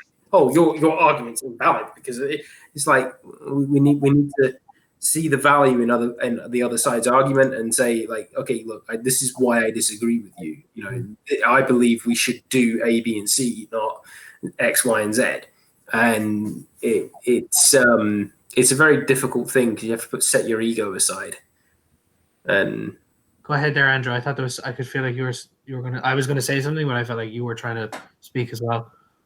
Oh, I was gonna actually tell everyone I gotta go here in a minute. So. Oh, okay. Yeah. I just gotta get off, but I mean, I'd like to make a comment before I get off. Yeah. You know, about that, and I think that it's very important to be able to, you know, steel man the other argument, and I think that would be actually very valuable to make that the starting point of a conversation. Perhaps, you know, when you're having a conversation with somebody on the other side of the aisle, to say, you know what, yeah, your concern is valid. This is how it's valid, and this is where I actually agree with you. So, you know, maybe we can meet on some kind of middle ground rather than saying, you know, it's just not real. It's just not existent at all. You're crazy. You know, it's the Rogerian method. Peterson writes about the Rogerian method in his book as well. The Rogerian method is, in an argument, you should repeat back to the person in your own words what they said in a way that they agree with it. Mm-hmm. Yeah. And that's just a communication skill. Yeah. It's just a good communication skill. We do this in aviation. So if you get an IFR clearance, they're very long and very complicated, and you need to get them right. Otherwise, you can end up with some serious problems. And so if the tower gives you your clearance, it'll be it's a very complicated set of instructions. You read them back. So you write them down on your little pad, then you read them back to the controller, and they'll tell you if the readback is correct or not, so that we both know that the other side knows what we know. Right. Nice. Right. Yeah. And wait, I mean, with regard to, I don't know, repeating back, what, like, I guess in your own words, what the other person's argument is, in the strongest way possible. I think that would tune more people in to the conversation. Once they hear their idea repeated back, perhaps some type of light would go off in their head to say, okay, it seems like this person is actually listening. So maybe I'll actually tune myself into this conversation rather than, it's just a bunch of kind of like brushing off from each side that happens when the first side says, no, your argument is invalid. You voted for this guy because you're a racist, you're this, you're that. And the other guy kind of comes and I feel like that. It really annoys me when it's like, oh, you just support this because you're sexist and racist, and it's like, yeah, if you start off with a straw man, what the other person is, you're not going to get anywhere. It's just going to be, and even if it's like a pseudo kind of steel man, if you're being disingenuous or something along those lines, it's like, you've got to be honest, and you've got to make their argument as strong as you really can, rather than half-assing it. So I find that the best way to, and I think sometimes when you really get somebody's point, it's you're not just able to rephrase it in a way that they find acceptable. When you really get somebody's point, you actually have an understanding of what problem it is that they're trying to address, the problem that they care about.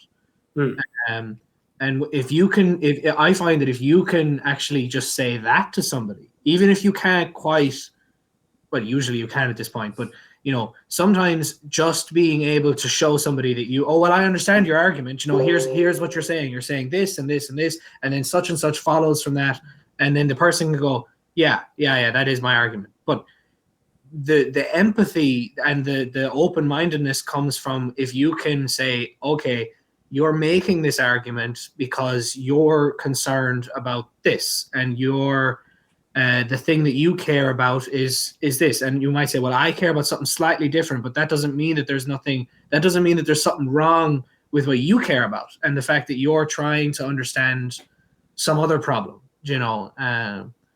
Like if somebody gets that you're really trying, because I think when you do that, someone really understands that you're trying to understand where they're coming from.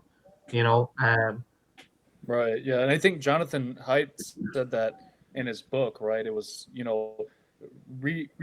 tell me back my argument in the strongest way possible and tell me why you think I believe that. He said something along those lines. So. Yeah. Well, that's definitely the same kind of idea. Right. I actually agree with Jonathan Haidt for once. I want to stay and keep bouncing stuff off with you guys, but I got to go run some errands. So unfortunately, I have to leave. Have a good night. See you soon. It was good to speak to you guys again, and I can't wait to do it, next week. And maybe I can follow up with some other stuff I have to say. Yeah. So, cool. All right, guys.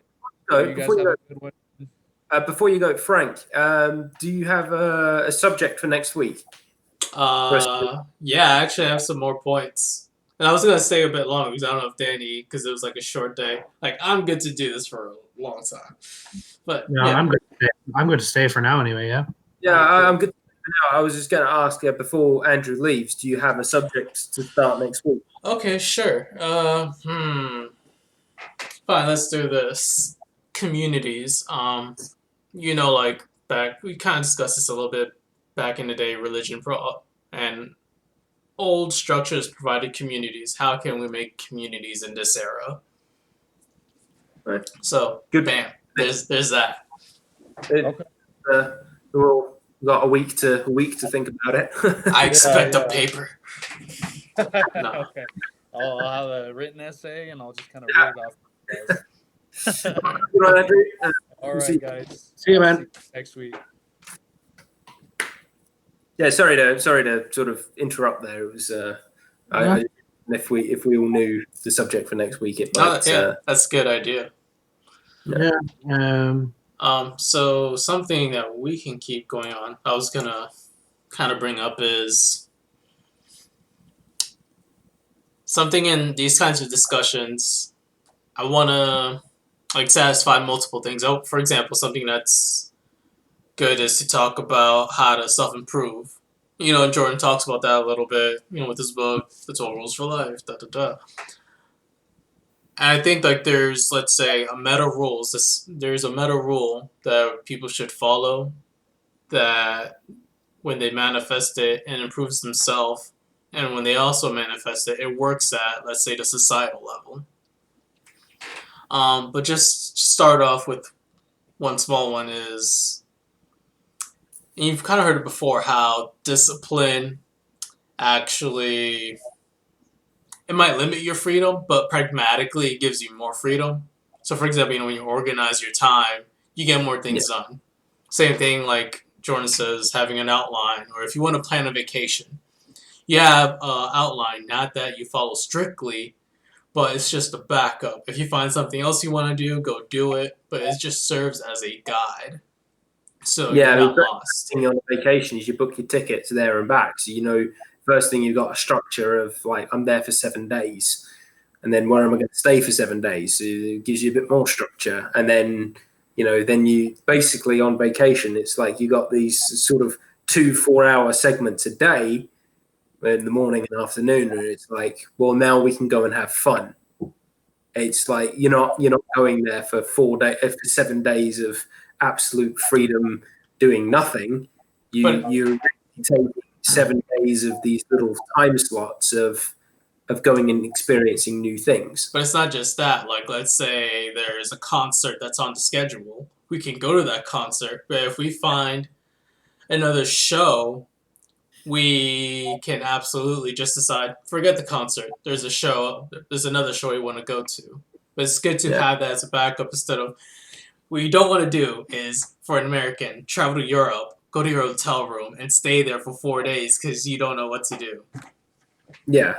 It's so you got sort of several competing ideas there. You're looking for novelty for a start. You're going on holiday for novelty, but you need some structure. Otherwise, you'll go. 7 days homeless in Paris is not going to be very much fun. So you need to, you're going somewhere for a set amount of time, which is structural. You're going to a certain hotel, which is structural.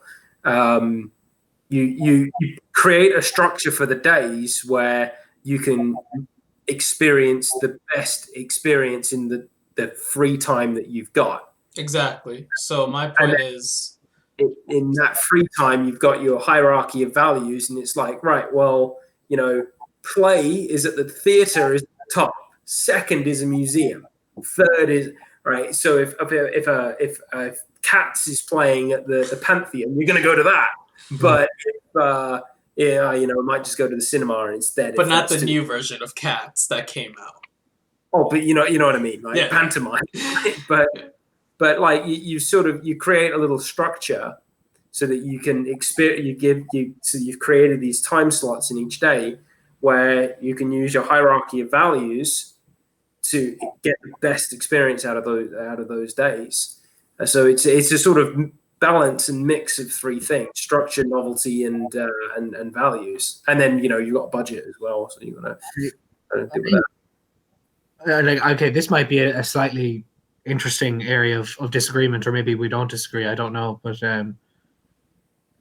I think that people sometimes confuse structure and things with this kind of self-discipline kind of model sometimes, where because like the word, now maybe you guys use the word differently to me, but discipline to me usually evokes thoughts about doing something that you don't want to do, and you have to have discipline, and that's why you do it.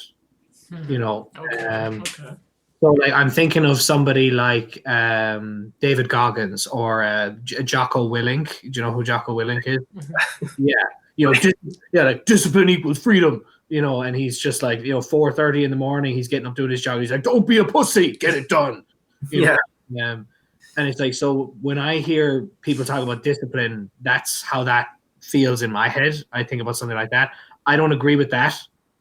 I agree with this idea of you can impose schedules and various kinds of structures on your time and on your attention and stuff, and that can be very helpful to kind of order things for you, you know. But all of the things being ordered and all of the things being structured, and the structures themselves need to be like voluntary. They need to be something that you actually want, something that you're okay with, that you like doing. Because I think that someone like Jocko and that kind of lifestyle message, I think he is in a very well-intentioned way. I think he's selling snake oil. I don't think he realizes he's doing it, but I think that he's the kind of person that just fucking loves that stuff. He loves it. He really, really wants to do all of this stuff, you know, and he fucking loves it. And just to be clear, it's not that he loves being in shape. He loves the process. He loves waking up at 4:30. He loves that pain. Yeah, he loves it all of it. He genuinely, this is something that brings him immense joy in life, and yet I think he believes that what it is, whereas what he's saying to other people is that, you know, the fact that you don't feel joy doing any of this stuff is no fucking reason not to do it. You know, fucking do it. And it's just like, it's like, I don't know. I don't agree with that. You know, like, I like the idea that there are, you know, we can have problems in our life. Like, so for example, if I want to lose weight, right? Let's say I don't like exercise, or I think I don't like exercise. You know, I have to sit down and I'm going to have to put in some effort into thinking about, okay, well, how do I reconcile these two? You know, so I think I don't like exercise, but I also want to lose weight. Maybe I can try. I haven't tried walking before. Let me try walking. You know, and it's this creative process, you know, of trying to come up with new ways. But it's never about you just fucking get on that treadmill, fatty, and you make yourself keep going. You know, even if you don't like it. Yeah. It's very to do things that you don't like to do. I mean, that sort of discipline that Jocko Willink talks about is more like, I think he's conflated discipline and willpower, because like the willpower to get on the treadmill and just do it, I mean, that can wear thin pretty quickly. Yeah. Where if there's no reward, then there's nothing for the brain to say, why the hell am I doing this, right? For Jocko, the amount of exercise he does, he gets endorphins, which are addictive. So it's not only that he enjoys doing it, he's actually addicted to doing it as well, which isn't a bad addiction. But you know, the endorphins are addictive, and people who really do a lot of running, they're very easily addicted to the endorphins that make them do that. So yeah, I think I think you're right. I mean, there's so few people, and most of them are in the military already or have been in the military, who just, I love doing push-ups, I love running, I love combat, and it's like there's so few people who actually really do enjoy that. His message is for people who already are doing that, not for people who could be doing better than they're doing. And like for me, I find the environment that you live in has a lot of has a more effects on your productivity than your discipline on the day, right? So the discipline of getting out of bed in the morning and getting to work on time, that is discipline. It's like, oh, the alarm's gone off, I just want to go to sleep. It's like, yeah, you've got to be disciplined enough to go, all right, I'm going to put up with this 20 minutes of tiredness, get to work and earn a living. But, you know, like the environment I live in, I don't paint nearly as much now that I've got the internet as when I didn't have the internet. Because when I didn't have the internet for about 9 months, and I had nothing to do, so I was bored. So what did I do? I had to look for something to do, which was either paint, read, pick out a DVD, or do some exercise or something. And I didn't have the option of just sort of wasting half an hour on Facebook. Yeah. So it was like my environment was different, so I got a different result. And it's like I'm a pretty well-disciplined person, but, given the option, if I'm tired, I'm not really in the mood to do anything, it's like, well, then I just default sit on Facebook. Whereas, after 10 minutes of sitting on the sofa going, oh, I need to relax, it's like, without the Wi-Fi, it's like, right, now I need to find something to do that's going to occupy my mind for an hour or so. So I think your environment is very important to the result of how disciplined you are. I think so. I wouldn't quite put it in those terms. Like, I agree with you. But yeah, can you? Because I want to. I feel like we all agree, but I want to make sure our language is consistent. So can you maybe like in a sentence, just like articulate that, Danny? Well, so my issue, I think that people work in terms of problems. I think that so Jordan has his line, "Life is suffering." I think that's totally wrong. I don't think life is suffering. I think life consists of problems, and a consistent or a chronic failure to solve the problems in your life leads to suffering. Okay. But I don't think you can possibly say that somebody who, if I don't know if either of you have felt this, but if you've ever felt that period in your life where you're figuring things out, things are getting done, things that you want are happening, etc. There's no suffering there. I think everybody knows that. When you're in that period in your life, you are not suffering. You're loving it. So suffering is in my head, a product of inability to solve your problems. And so when you say, George, about your environment, the environment makes a big difference. I agree with you, but I would say that the reason why your environment is important is because your environment affects the kind of problems you're going to have in your life. So your internet going away created a whole new host of problems for you.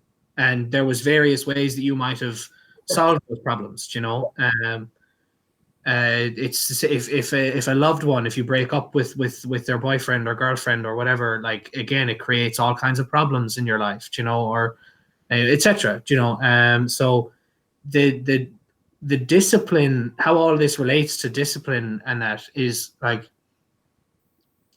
I don't think you can force a solution to a problem, because I think the very act of forcing yourself creates more problems. Like, I think that if because in my head, these problems, they're not things that exist like externally to you. They exist in your mind. So not having the internet, and therefore not being able to waste that half an hour on Facebook, but now you've got nothing to do, you've got that half an hour, that's a problem. But it's a problem in your mind. Yeah. So when it comes to discipline, again, I'm not arguing against someone coming up with some structure to help organize their time and things and stuff like that. I would argue against the idea that it is ever a good thing. It might be your only option regardless, but it's never a good thing to force yourself to do something that you don't want to do, because what you're going to do is, by doing that, is you're going to create a whole new problem, which is that you're, what would you say? You now have the problem that you're unhappy doing something that you don't want to do. So there was a thing so you started off with just something you didn't want to do, but now you've got this whole new problem, which is that you're fucking unhappy. Like, you're sitting there going, oh God, I'm so miserable doing this right now. Like, does that kind of make sense to you guys? Yeah, can I say it back to you? So the first part, like, you kind of give the structure. Let me provide a sentence. Because, before I'm just speaking connotation-wise, just let's get a feel of it. But now let's try and articulate it. Would you agree that structure can provide someone with order to be more productive in order to do more things that they want to do. It absolutely can. But the structure itself is also like up for debate, and it's up for Correct. criticism. Because sometimes so the structure can be imperfect. So structure has that potential, but it doesn't yes. always manifest. So like I might decide that I like going to the gym like after work, and maybe I found a gym that's on my way home from work, and so I put in a little structure for myself where Mondays, Wednesdays, and Fridays I go into the gym. And I find out that 45 minutes is enough for me to do whatever workouts I like doing, etc. And so that's what I do. That's my structure. But if at any point that structure itself starts to cause a problem for me, it maybe that length of time doesn't work, or maybe I change jobs, so I can't go as often as I want, or I can't go to the same gym, and there it's always, everything like that is always up for debate. Hello, sir. Hello, how are you? Hey, Eric. I don't think you've ever met. Wait, no, you've met Danny before. You've never seen him. This is Danny from Ireland. Oh, okay, yep. Hey, Danny. I think I was on one call with you before once. Yeah, it was our first time. I think it was the first one. Yep. So, so that's the way I would put it, Frank. It's just the structure itself is it should always be voluntarily engaged with, Yeah, and I would agree that should be the ideal, because you should never want to force someone to improve themselves. That's not the ideal. So based off that, to continue what you said, like I said, let's say, and let me ground it. Here's an example. Let's say I'm fat and I want to lose weight. I'm not happy. But then let's say I run. And like you said, and correct me if I'm wrong, now you start running to lose weight. But now you're solving one problem, but then you create another one by running. And now that makes it might not be, because you might love running. Yeah. But so just because I think you said something like people sometimes might want to try and solve a problem, and they try and use discipline, but they end up creating another problem. Yeah. So if the person is like, so they're fat and they want to lose weight, but they don't like running, what some people do sometimes is they impose, well, I need to run, I want to lose weight. So it doesn't occur to them that there must be some other solution to your problem. You just need to really think about it, and you need to try out different things. And so instead what they do is they go, well, running is needed to lose weight, so I'm going to go running. But they hate running, and they know they don't fucking like running. So then when they go running, it's like, oh, well, this is shit. So it's a new problem for them. But that doesn't always happen. There might be someone who has never ran in their life, and they're fat, and then they go running and they realize they actually kind of enjoy it, and so that's not a problem. Agreed. Yeah. So it's kind of like, oh, go ahead, George. With the weight loss problem, this is why so many people lose the weight, get down to their target, and then just build it back up again. Because what you need to do is you need to find a solution, a lifelong solution that you enjoy, not just eat shit, discipline. It's okay, like, what do I like doing? I personally like going for a walk. I mean, before this, I went for a 2-hour walk all around my town. Running, I do run at times, but in the winter, I find it hurts my feet and my knees too much. Yeah. And my new job, I don't need a gym membership with my new job. It's so heavy. It's awesome. I love it. But for me, like, I actually enjoy welding and fabricating because it's heavy and it's exhausting, and I get home and I'm tired. So for me, that's actually a bonus to the job. So I'm not going to put on weight. But, if you lose weight and it's like you have an office job, which is a good solution for money, but a bad solution for health, it's like you need to find a lifelong solution that burns those calories every single day. Yeah. And it's you find something you enjoy. Otherwise, you're just going to get down to your target and go straight back up to your weight, your lifestyle weight. And it's like, between food, exercise, something else, you just need to find something. It's not like discipline. I think what Jocko talks about is more what I would call willpower, and it's like you do will yourself to do these things, get out of bed in the morning, and like sometimes if I don't fancy going for a run, I'll just put my running clothes on, and then it's like, well, I'm now outside, I might as well keep going, and I might as well keep going and keep going. So it's like you need a little bit of willpower, but Right. if you hate every second of going for a run, you're just not going to do it sustainably. Yeah, Well, so what do like the solution that we're playing with, if someone, for example, doesn't enjoy the running and it becomes a temporary solution, they gain the weight back. I'm just trying to connect all the language. We could say that's the structure that they're trying to manifest. That would be, this structure could work to the extent that they did lose the weight. It has some utility, but it's not perfect. It's an imperfect structure. And people should always strive to refine and search for better and better structures. So, like I said, instead of running, maybe they'll enjoy walking, or maybe they'll enjoy playing tag or biking. You find a better structure that's more long term, a structure that also brings you happiness while trying to solve the problem. Well, I was going to say another option too is that when faced with something that you think you have to do that maybe you don't want to, sometimes another way to look at it is, are there ways I can make this more tolerable?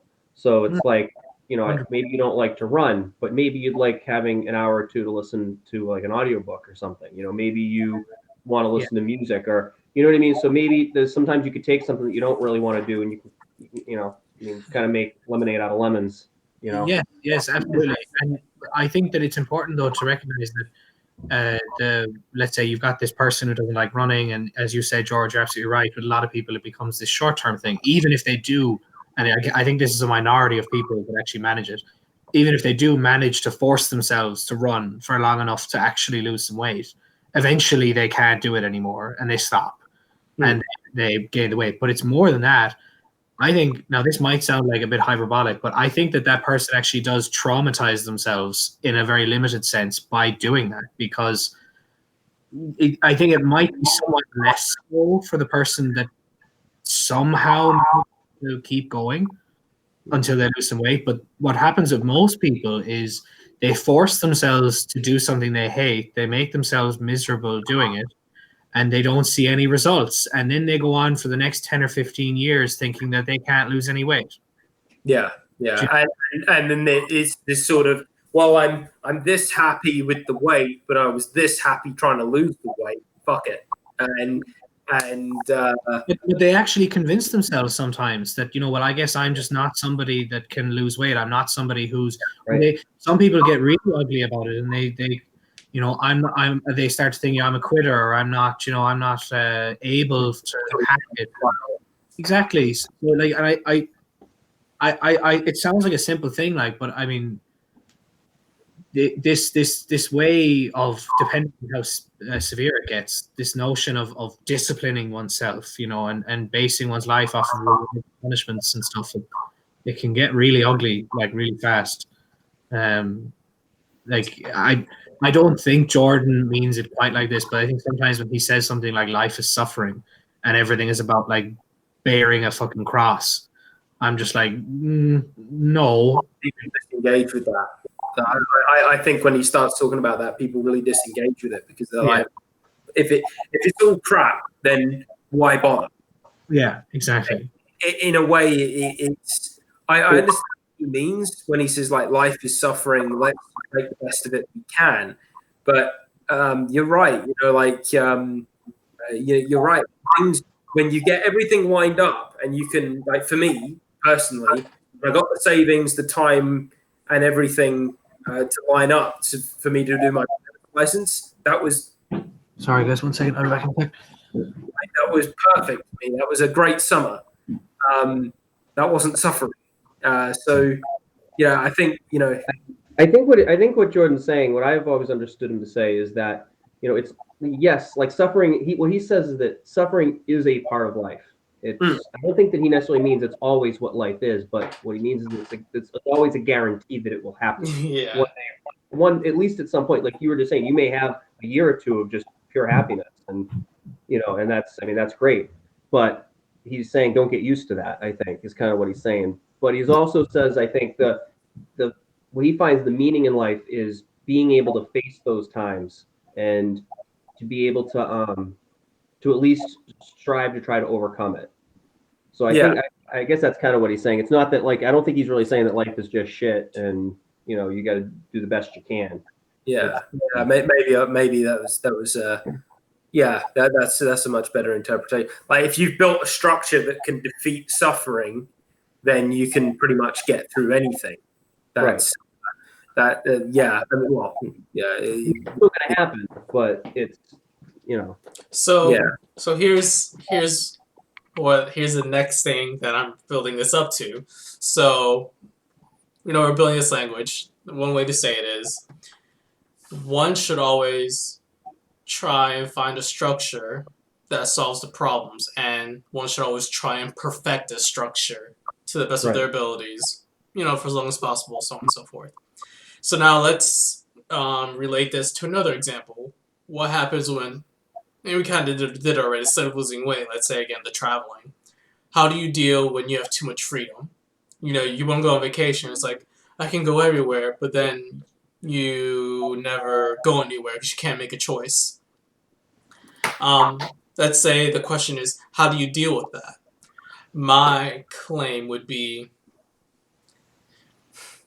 you need a structure, but it's like, okay, but practically, I would say if you can't come up with a structure, and again, there is a perfect structure maybe that exists in the universe, but what's perfect? So you try and come up with a plan, a structure, but then you go on Google and you look for other plans. What you should do is look for structure and find a structure which works best. And, improve on it with what you can. If you can look on Google, I don't know, Expedia has a good idea, try this. So the underlying point I'm trying to make is when you have too much freedom, try and find structure. If you can't make it your own, go to default structures. Even though they're imperfect, they're wrong, it's better than the current situation you're in. Does that fly? Does that make sense? Oh yeah, makes perfect sense. I mean, one of my main criticisms of the new flight simulator game is that you can go and do anything you want anytime.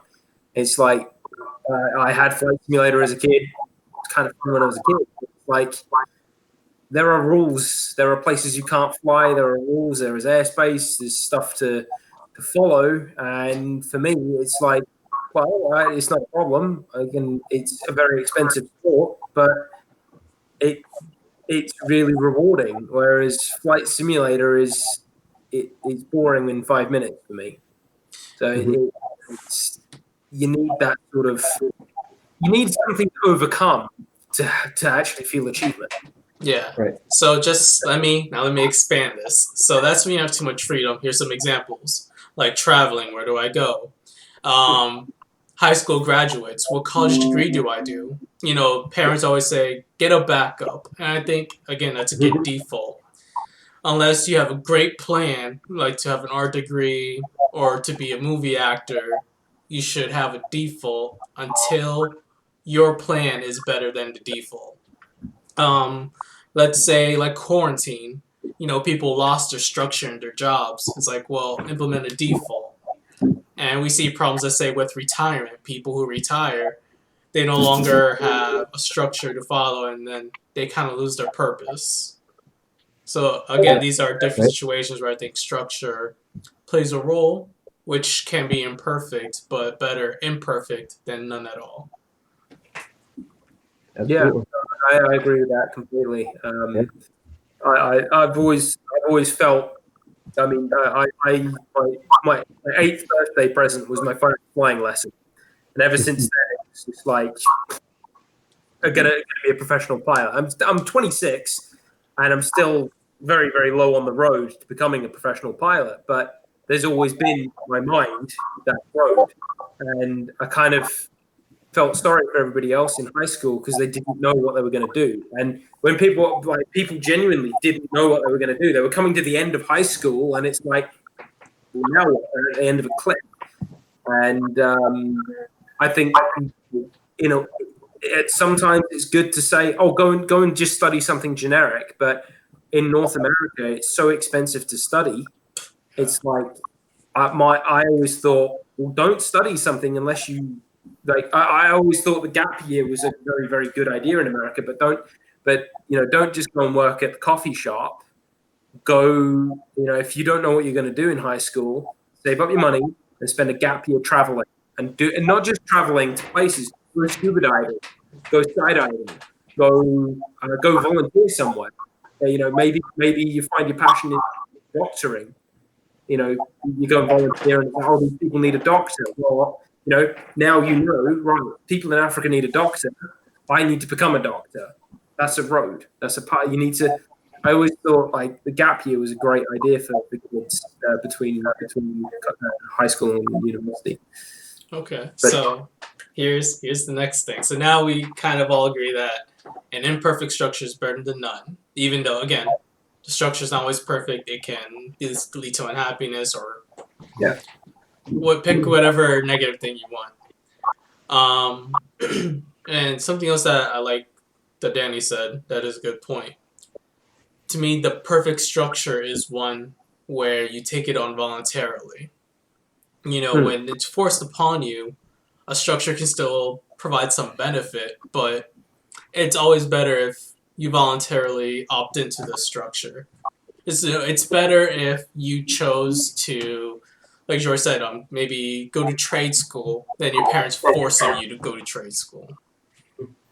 But my question would then be the kind of like the volunteering of a structure. Let's look at kids, for example. It's good for kids to have structure. Hey, you need to eat not just candy. It's just not gonna fly. You can't have candy and ice cream for breakfast, lunch, and dinner. You need some chicken. You need other things, man. So here's where I wanna see if there's any consensus or disconsensus. Is it moral to force a structure on someone? And let's say a kid. No. Here we go. Now let me just on a child. So let me just state my claim. I think it's necessary to force structure on a kid. I think it's pragmatic. I wouldn't say it's ideal. I would say it works better. It's pragmatic, and I'll just say that for now. Okay. Well, I think that. I mean, it sounds bad. It sounds like you're forcing a structure on a child. But the thing about a child is that whatever structure you force on them, I mean, theoretically, should be something that has purpose. I mean, the goal is for them to be able to make their own structure. But when they're little, I mean, infant, they have to have almost complete. I mean, you do everything, and then as they learn, you start to release structure. So I guess, I mean, I don't know. I mean, if you become a tyrant parent at 10 years old and you're, have all this structure on a kid that doesn't really need it, that's horrible. But, I think the idea is to just keep that structure in place. And then as they get older and they start to learn their independence, you start to kind of tear the walls down, and then they have their own. And then they can kind of choose what structure they want to follow or make their own. Danny? I think most parents are a lot less of a tyrant than they probably even would think they are. I think that most parents, at least in Western countries, are actually even like most of the time when they think they're imposing structures, in practice they're usually not. But so, for example, a simple thing: getting your kid to have a balanced diet. Something simple. Your kid can't eat cake every minute of every day.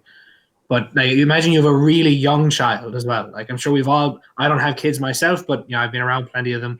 You got this young kid and they're hungry and they're cranky. Let's say they're 2 or 3 years old. They're old enough to get up and walk around and do their own things, but they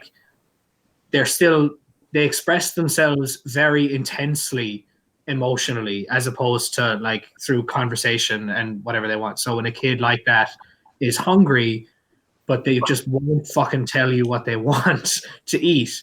You know, the thing to do with a kid like that is not to force them to eat the vegetables. You know, the thing to do there is to say, you know, well, okay, well, what do you want to eat? Do you want to try like this, or do you want to try this? And what a lot of parents do is they'll often even say, okay, so you don't want the broccoli that's on your plate. Do you want the broccoli that's on daddy's plate? You know, and like sometimes kids will go, yeah, actually I do. There's something about it being on their parents' plate that makes them want it, you know. And like, there you can be creative like that with finding a way. And obviously, as they get older and they get more verbal, you know, it becomes your task gets easier, you know, because anything that you think is good for the kid, whether it's food or something else, you obviously have reasons why you think it's good, and you should be able to explain those reasons to that kid. You shouldn't have to force the fucking kid to do it. Now, if the kid doesn't agree with you, if the kid was like, "No, fuck you, mom," you know, like now, hopefully your kid is not swearing at you, you know, but like, you should listen to them. You should ask them why they don't want to do it.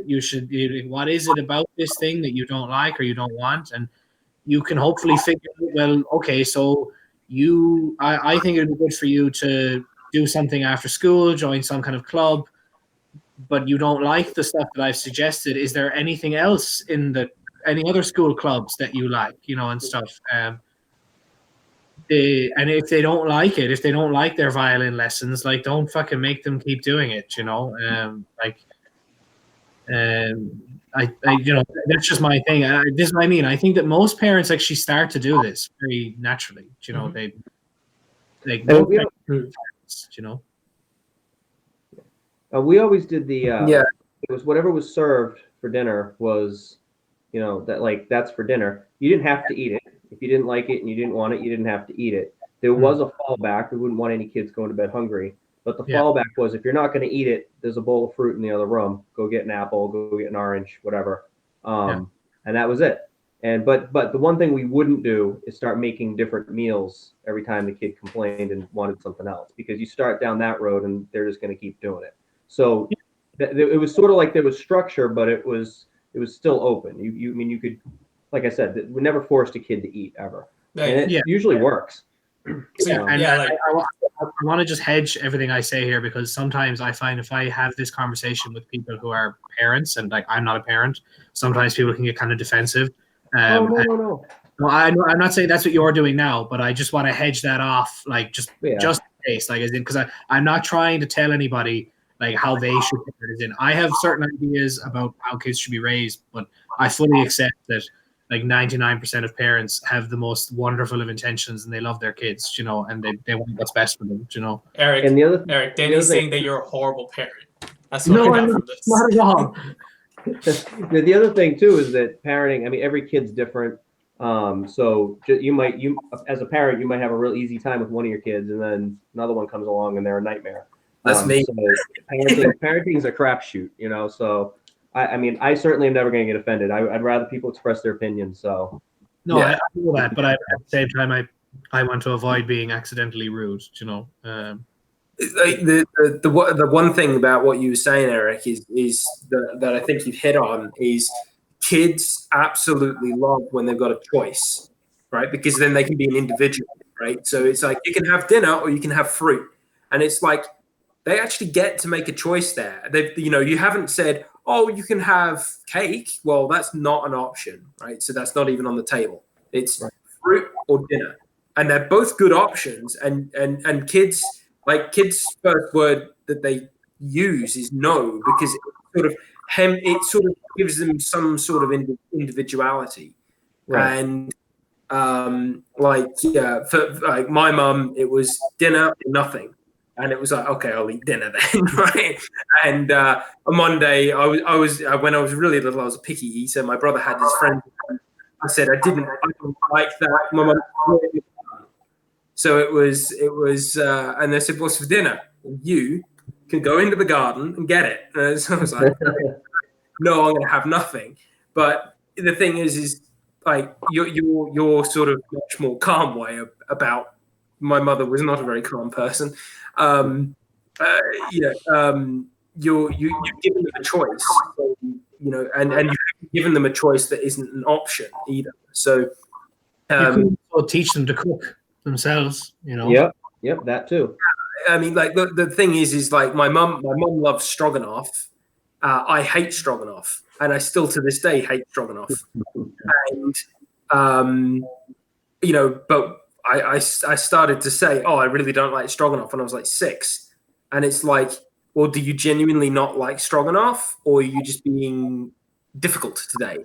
And that's a very difficult thing for parents to know. And it's like, well, now I can tell you that I love mushrooms now, even though I was a difficult kid about them. But stroganoff, I still can't eat it. So it, you know, Genuinely sometimes hate it. it's. I wonder. Sorry, I don't mean to interrupt you, but I wonder if that has anything to do with the fact that you probably were forced to eat it so much when you were younger. I really just don't like the taste of stroganoff. It's too strong. It's one of those, like licorice. I hate licorice. No one ever forced me to eat licorice. It's not a trauma thing. It's just my taste. And I still licorice stroganoff. No. But some people love it, right? And my mum loves licorice and stroganoff and all of that. So, sometimes it's hard to tell if a kid's being genuine or not.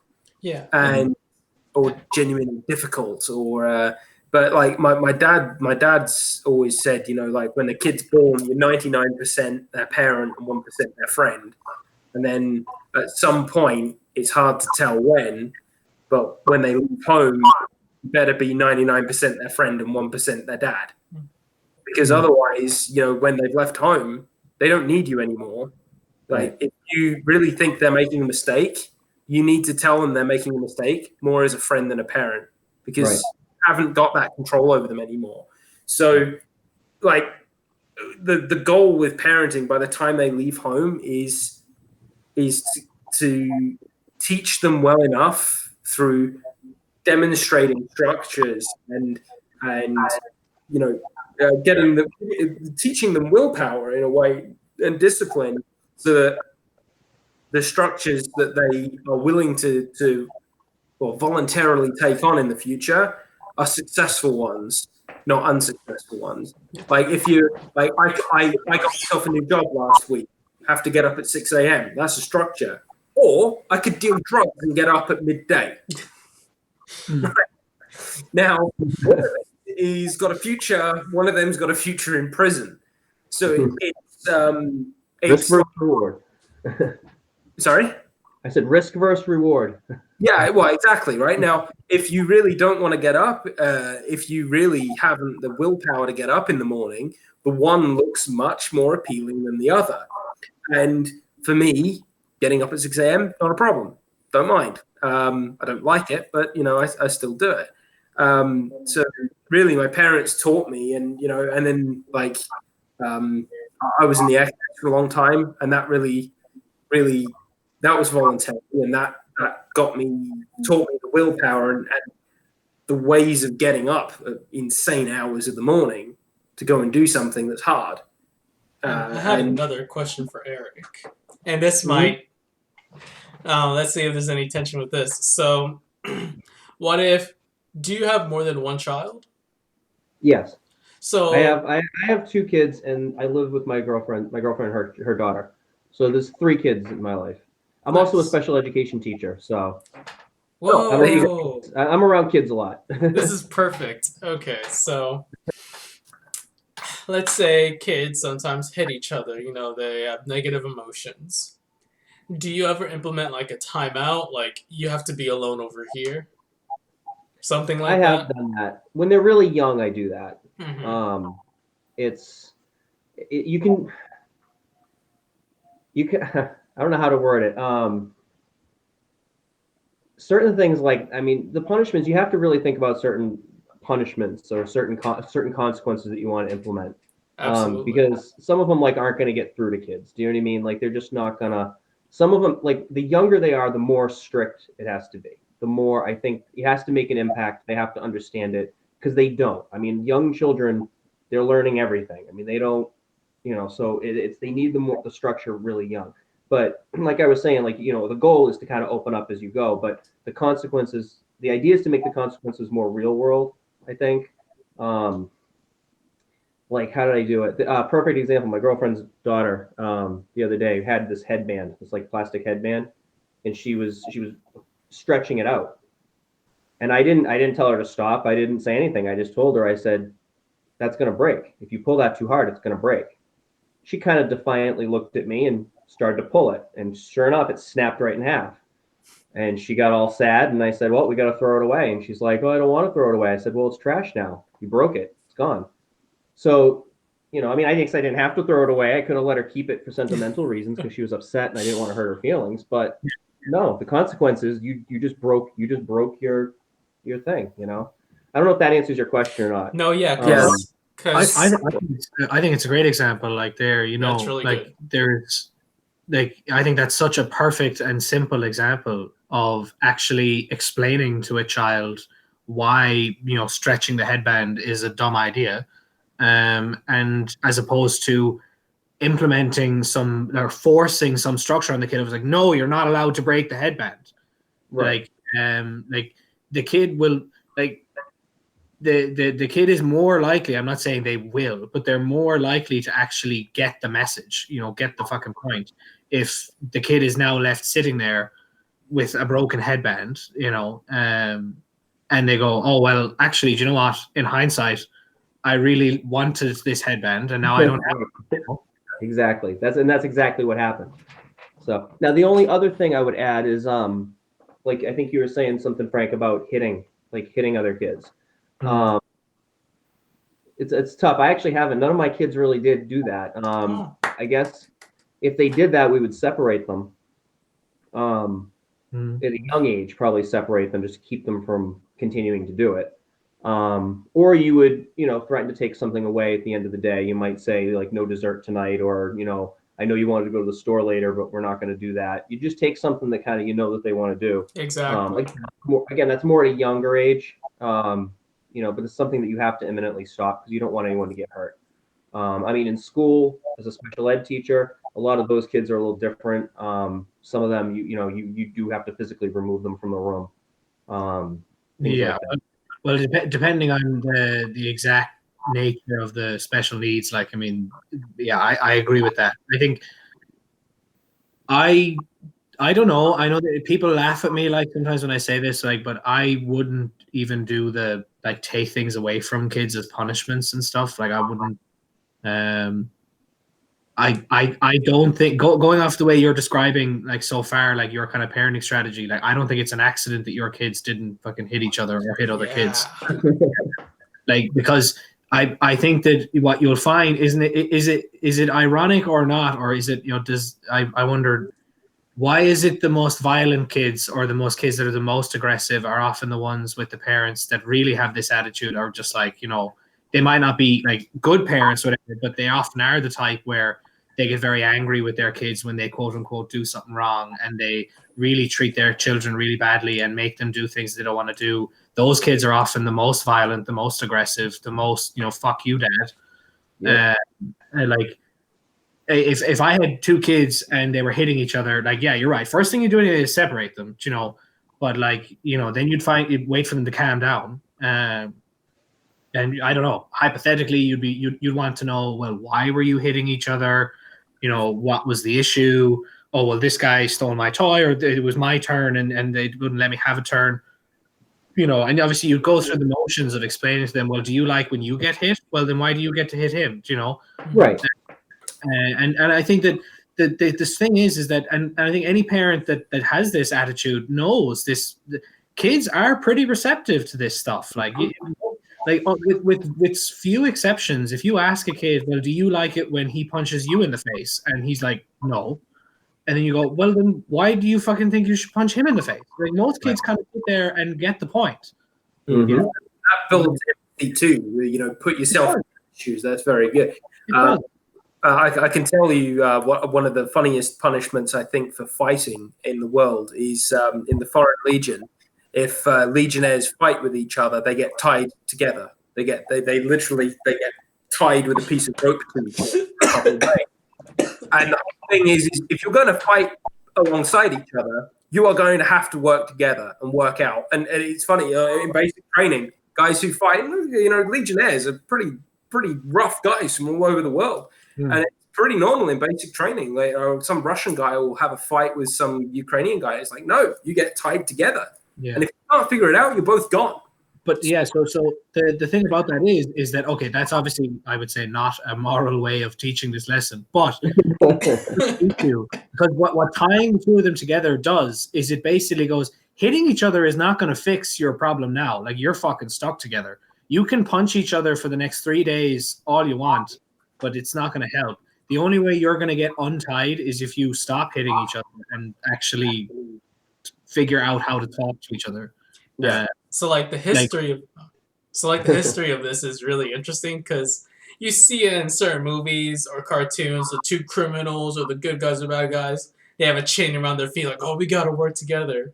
And I know how it's not unusual for some parents. They'll have two children fighting. It's like, fine. And then they'll make them wear like the same sweater. It's like, you're stuck together until you get over this. Yeah. So it's just, that's funny. Yeah, and like the thing is that, like, I think that at the root, the one thing I would just broadly push back against is like any kind of a parenting attitude that views kids, even really young ones, as like this categorically different kind of person. Like, I don't think they are. I think they really are exactly the same as an adult in terms of the kind of thing they are and what their capabilities are. But the thing they're lacking is obviously knowledge. Knowledge is it's built up over time.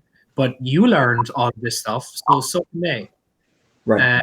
And like kids, I think we have these expressions floating around in our head of like kids are like sponges or something like that, where our kids they're so creative and all these different things. They seem to be unbelievable in terms of the information they can take in, and like I think that notions about the way to teach children is to like punish them when they do things wrong or to whatever.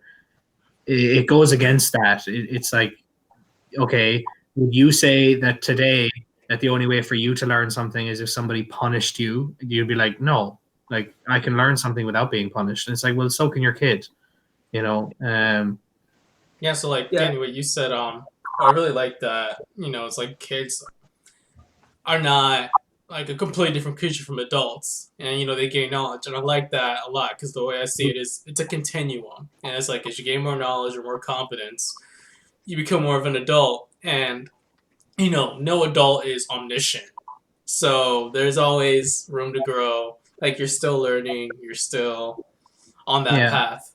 But the whole thing with the reason I was asking Eric this is like I was trying to force a situation where it's like I like the punishments. I think these are ideal where, kind of like George was saying, you present two choices.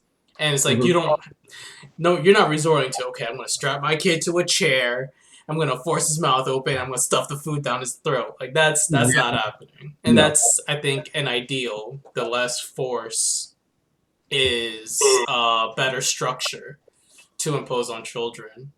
But like you said, let's say if kids are fighting, you literally do have to, even though it's not, maybe we don't know the ideal, we don't know like this magic word or the psychology, but there are times that we the best thing we can do is sometimes to impose force, literally touch them. It's like, hey, if you're hitting each other, separate. Now that's not ideal, and we should always, we're like, there's children's psychology, we're still learning ways to better parent and so on and so forth. So one day we can not even use force at all. It's like we know how to say something that they'll separate themselves. But I love that the denial of things. Like, okay, then we won't go to the store. Then you won't see this movie. Instead of like a belt, it's like, oh, I can just sit here and I'm just as effective. I think in principle those two things are the same thing. They're the same mechanism. It's just a different level of severity. Obviously, a belt is something which is these days considered totally beyond the pale. But like taking away their phone or taking away, you're not going over to your friend's house. It's the same mechanism. It's this idea that the only way you're going to learn this is if I punish you. Obviously, I'm not trying to say that there's no difference. Like, there is absolutely a huge fucking difference between a parent that says, well, no, you're not going to see Jimmy this evening, and a parent that fucking takes out a belt onto their kid. Like, it's completely different. God, yeah, no. But so I want to just be clear that I'm not saying that they're the same Yeah, thing. Yeah. But I think in principle, the logic is the same. That I think the act of taking away something a little bit in the future, and of course, like with a dog, if you trying to train a dog and it poos on the floor, you want to tell it off as soon as possible because it's more fresh in the mind. Whereas like the kid, it's like you do things longer and longer. And that's good in a way because it's like, okay, you know to behave now, there are long-term consequences for it. And Right. like, whereas just whacking them with a belt, in a way, I do disagree a little bit with what you're saying, Danny, that it's the same mechanism. It's a different mechanism because whacking a kid with a belt induces pain, physical pain. Whereas saying to a kid, no, you're not having that candy tonight or tomorrow, that game's off or whatever. That's a long-term. I didn't get that. That's not physical pain. That's. Maybe they're very upset. Maybe it's emotional pain, but it's a long-term consequence for a behavior now, and they can teach. And again, if you can do that the other way around. If you're good today, we'll go to the cinema tonight, and that can teach long-term reward as well. So it does a far better job of teaching them how time works than whacking your kid with a belt, because all they really learn is the cycle of abuse, and most abusers were abused, and it's an incredibly cruel thing to do to a child, and the people who do that, it's not. They always just thought, it's proper parenting, it's old fashioned, it's all of this. It's like they, in a way, I find them quite sadistic because they must enjoy it somehow. Right. They do get a little bit of enjoyment. Well, some of them get a lot of enjoyment out of dominating. No. And it's like, a kid, how pathetic are you that you can only dominate a kid?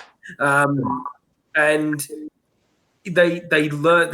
It's very, very harmful. It's my father's family are from South Africa, and they just say, "Oh no, you just hit him," and it's like, no, you don't just hit the kid. They don't learn anything from it. They just learn to continue the cycle of abuse. And I've had this conversation with my aunties numerous times, especially my one cousin who is slow. It's like, he doesn't understand it. It's like you don't want your kids to be scared of you. We agree that like there's a better structure, there's a better form of punishment, there's a better way to get a certain kind of behavior besides just hitting. It's like a delayed gratification. Yeah, exactly. So what I would say is that what your distinction about if I hit you, it doesn't really teach you anything or whatever. But whereas if I take away, so I say to you, no, you're misbehaving right now, and if you don't stop misbehaving, you're not going to go to the cinema later on. So it might teach them some kind of a long-term delayed gratification or something like that. I agree with all of that, and I agree that, and I suppose that's what I mean when I say there are very, very important and clear differences between beating children and other kinds of punishment.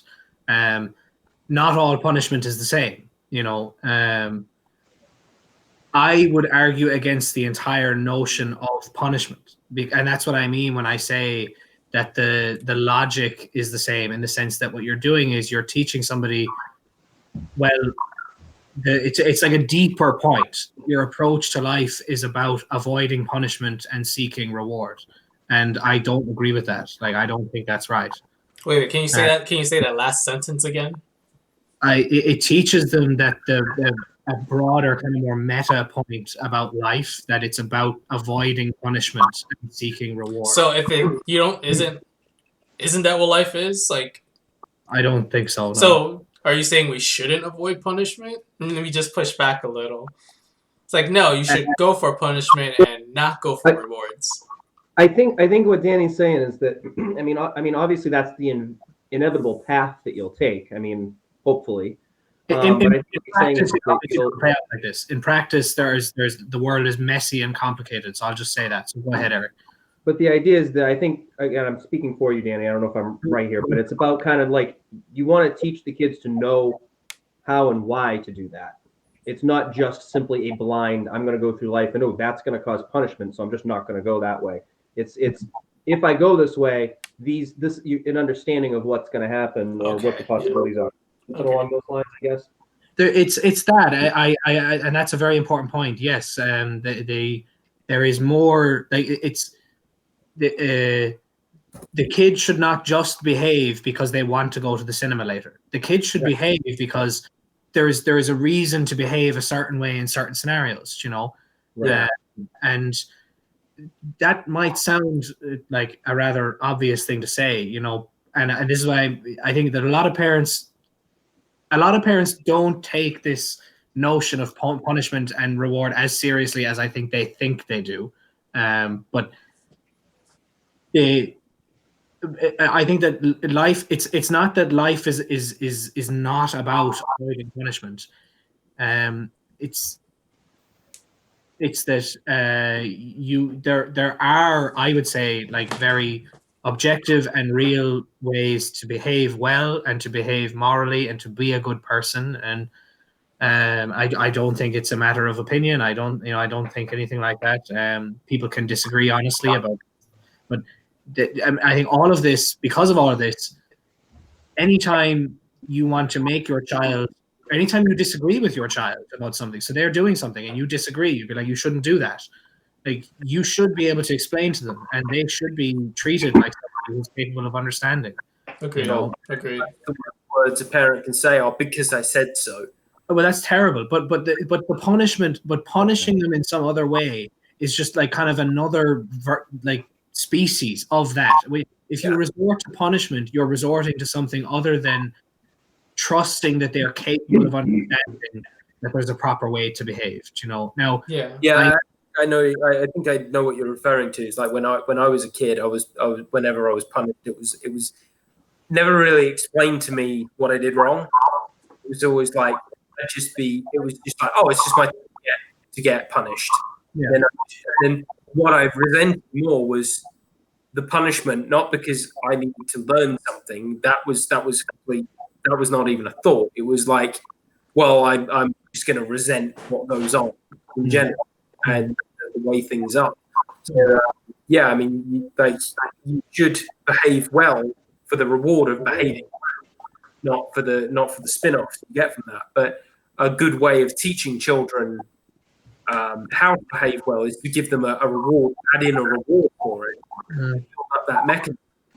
Maybe, yeah. I think that I think that treats humans like the kind of things that like dogs and animals and stuff are. Now, I don't mean, actually, I take that back because that's a loaded way of putting it. What I mean is that animals learn like that. Animals learn by kind of like a water bottle to the nose when they do something bad. I don't think humans learn like that. Like, I don't think people learn. This is where I agree with you, and this is where I go back to that continuum. It's because you got to do a risk reward when they're young, when they don't understand. But as they understand, like you said, the goal is to keep explaining. And hopefully they learn through reasoning as to post just risk reward at a simple sense like an animal. Like, I think that a really young child, when they don't have basic like language and that, like, and I think you can see this with parents, like it. I think it's clear as well. Like, there's no point trying to punish a baby. You know, like babies don't understand punishment. I think so. Parents learn. I think this is one of the reasons why parents actually get the picture with this these days without ever really thinking about it or trying to. They learn in the earliest parts of the kid's childhood, which is when they're a baby, that there are other ways of getting a kid to stop whinging without punishing them. You know, that what you need to do is you need to unfortunately spend quite a lot of time guessing as to what the fucking kid wants, and find some way of getting it to that kid. Now, this is usually the part where people say, well, won't you just raise some entitled little, King Joffrey or something if that's your attitude? And I say, like, no, because another part of parenting is you're essentially saying to the kid, okay, I'm going to treat you right because I want to be treated right. So like the time of need. Yeah. They can't reciprocate that at that point, but you are still playing the game. Yeah, exactly. So as in you say to the kid, like, when it comes to eating dinner, I don't want to eat this. You say to the kid, like, honestly, well, look, you can't just expect me to make one thing for you and another thing for everybody else. Like, is that something you would be willing to do? And the kid would be like, hell no. And you're like, well then, like, how can you expect me to do it? Like, what I mean is this way of viewing kids as the same as you. Obviously, and I think really a lot of parents do this. Like, they try and imbue the kid with that message the other way around as well. It's like, well, I'm the same as you, and you're the same as me, so I shouldn't mistreat you, and vice versa. Not just about what you want for dinner; it's about what I want for dinner. And Danny, just to make sure I'm on the same page with you, just to clarify, so let's say like 1-year-olds, like we said, there's a continuum. We do use like a risk reward thing, but with time, we hope that they use reason to influence their behavior. But when it comes to a baby, it's not that risk reward. The reason we don't punish the baby is because they don't. It's not that they don't know reason. It's that they don't even know the risk reward thing. Like, dogs get the risk reward, but if they're a pup, the risk reward won't even work then. They have no sense of what a punishment is. Yeah, like, well, I want to just be clear that I would say that even as I don't think that as they get older, you should be thinking in terms of rewards and punishments and stuff. But the problem, of course, when the baby is so young is the baby knows so little about anything and understands so little that they don't even recognize if you did, quote unquote, if you were some maniacal fucker and you tried to punish a baby, the baby isn't even going to understand what you're doing as a punishment. Exactly. They're not going to link, well, okay, he's doing this to me because I'm crying. Like, that's not going to occur to the baby. Right. They're playing because they want something, and they're not going to stop until they get whatever that is. Whether it's a hug or a little bit of food or warmth, whatever it is. So, I mean, you're playing a social. This is like the social game we're always playing, and kids sort of come into that a little bit more as they grow up, and yeah, I mean, you've got to play the game by the rules, and it's like you're playing Monopoly by the rules, but they don't know what the rules are yet, so you got to right. Yeah, like, that's a good example. I think that, I mean, you don't, like you said, you can't really punish a baby, but you can teach them how to communicate. So, for example, like, let's say you feed a baby, change them, give them a bath, get them all ready for bed. You put them in the bed, and then they're still crying. Now, maybe they just want to be held, but at that point, you're teaching them that no, this is bedtime. This isn't getting held time. So, in that case, as long as you know that they're okay, that they're not in any sort of danger, you just let them cry. They'll cry themselves to sleep, and then they'll be fine. But would you consider that like a form of punishment then? No, that's what I'm saying. It's not a punishment. It's your. I mean, I don't look at it as punishment. It's not that they're doing anything wrong, but you're. I feel like if you just cater, if every single time they cry, you pick them up, that's what's going to foster a spoiled child. That's what's going to foster a child that's going to start to feel entitled as they get older. They're going to have to understand that sometimes they're just not going to get exactly what they want, And it's not like you're not taking care of them. It's not like you're not neglecting them. It's not like you don't love them. It's just, this is bedtime. Like, you're going to go to bed now. We're not going to just cry every 10 minutes because you want to be held. Now, obviously, you need. I mean, there's other factors with a baby you have to take into consideration. Fever, are they sick? Are they? Yeah. There's a lot of things you have to take that into account. But as long as you're on top of things, I think that that's kind of like setting a structure. Again, I don't think that's punishment really, but I guess it's the. It's them learning about the world. It's just the most technical definition because you're not giving them what they want. Right. Yeah, like there's a woman I know, and it's a fun and simple example. Like, so she had a baby like that was, it was crying a lot, and she couldn't figure out why it was crying. This wasn't her first child or anything like that. And she realized that and picking the baby up and holding it and kind of rocking it and that wasn't helping and then she realized what she did one day. She just turned the baby around. So the baby had been like facing in to her shoulder. She just turned the baby around, and suddenly the baby stopped crying. Mm-hmm. So what this baby seemed to want was just to be able to like look around. It didn't like being in the pram. It didn't like being in the cot. It didn't like it when mommy held him up and put his face into the shoulder. This baby wanted to see what was happening in the room and wanted to be able to look around. And when the mom discovered this, like ever since then, this baby has been the most placid thing, very, very quiet, very smiley, very happy baby. But it took a lot of trial and error on the mom's part to find what it was that the baby wanted, of course, because all the baby can do is cry. And I don't agree that it's giving kids what they want to some overt degree that makes them become entitled.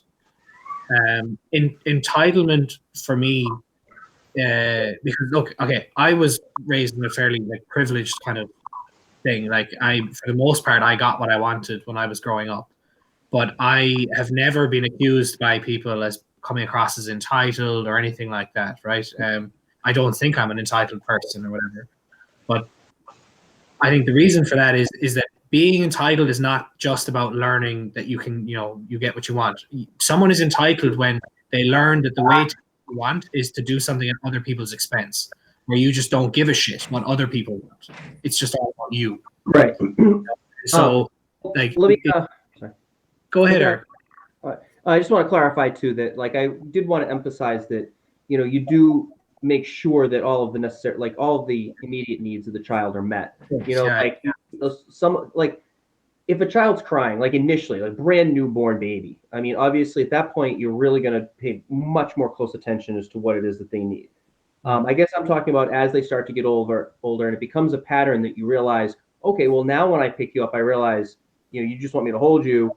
Okay, that stops you crying. The minute I lay you in bed, you start crying again. I pick you up, you stop crying. You start to realize it's like then you start to be able to figure out what it is that they want, and it's like so I guess that's where for me, and again, this is just my way of doing it. I'm not saying I'm right. But at that point, I would say, okay, well, this is bedtime. Like I know you want me to hold you, and I'll hold you all day tomorrow. You know what I mean? Like when it's daytime and it's time to be up and we're time to do stuff, then absolutely. But I think at that point you are teaching the baby, like, now that you're crying, I understand what it is that you're looking for. It's bedtime. Sorry. You know what I mean? I don't know. Maybe that's me being colder, but no. That's a good example, because what's happening there is like you don't mind holding the baby all day tomorrow, but right now, like there's something you don't want to be holding the baby. Now that doesn't make you a bad parent or anything, but you don't want to be holding the baby. You're like, no, like look, you need to sleep. Like you're a baby, you need lots of sleep.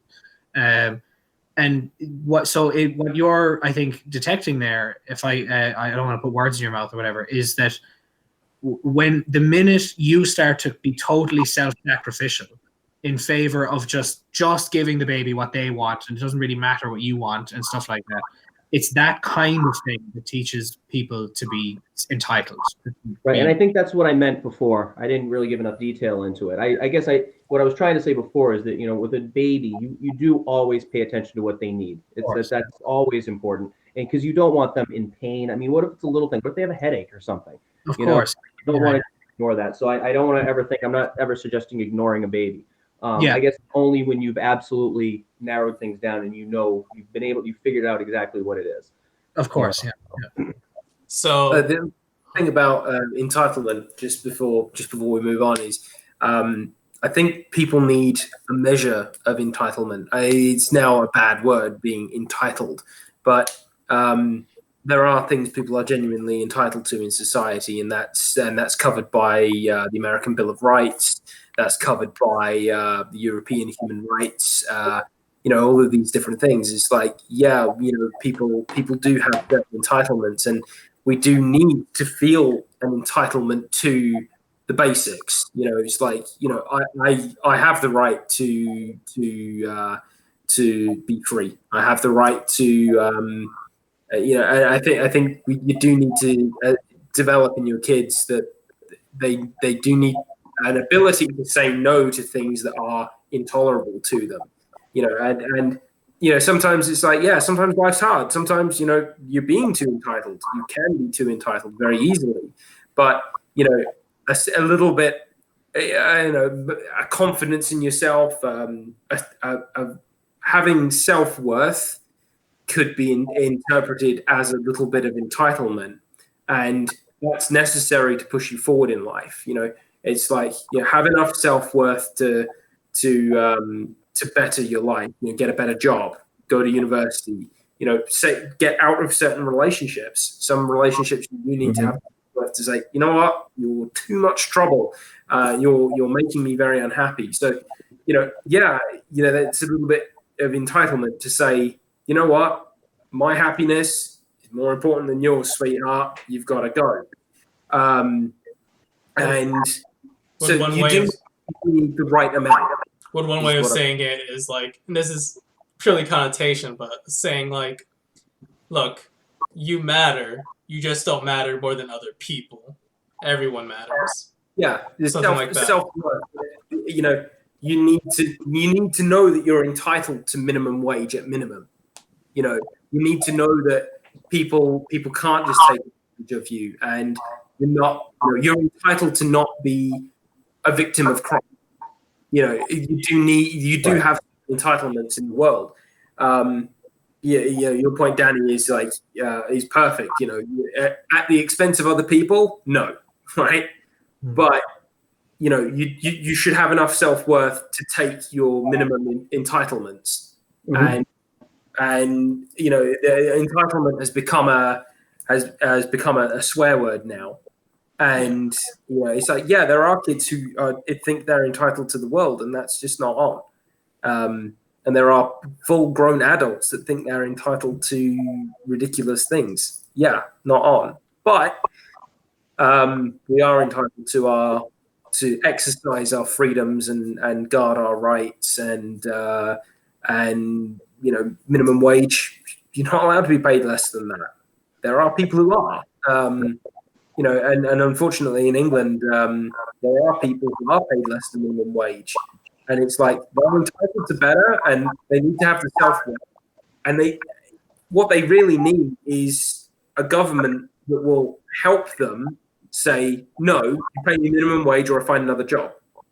And that doesn't always happen in England. So, or other places in the world. So something I wanted to ask Eric, just to like summarize what we said so far. So it seems like raising kids, you do need, because we've been talking about structure. This is kind of all started. And it's like, raising kids, you do need a structure. You should always seek a better structure. You should always seek a better structure. One factor is one where you use less force. A better structure is one where you use more reason. Let's say the implementation of the structure, its severity decreases over time. What is it?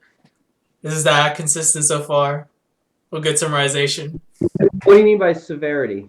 The severity of the structure, like imposing, like your rule, like the parenting. It's like over time, you gain more independence. You're not talking about the consequence. You're talking about the structure itself. Yes. Okay. Yeah. Yes. Exactly. I look at it that way. It's like you've almost got really tight structure as a baby, And then as they learn their independence, they become potty trained, all this other stuff. It's like it starts to, you start to kind of release that. You still observe and guide. I mean, in the United States, we kind of think of 18 as, you're a legal adult. Exactly. But even right into teenagers, like I plan, my son is 12 right now, but I've kind of thought a little bit about the future and how am I going to handle it as he gets older. And I think a lot of my structure is going to be based on what I'm responsible for with him. Yeah. You know what I mean? Like if I'm paying for his, I don't know, his school loan or something, if I'm paying for him to be in school, then he's going to still have some rules that he needs to follow when it comes to school and whatnot. If he doesn't like those, then he can find a way to pay for it himself. He pays for it himself. He can do whatever he wants. So Exactly. Yeah, but I think something like that is all consistent with what I'm talking about, because in that case, it's like, well, you don't mind paying a certain amount, but at the same time, you're not going to pay for him to piss away that money, you know?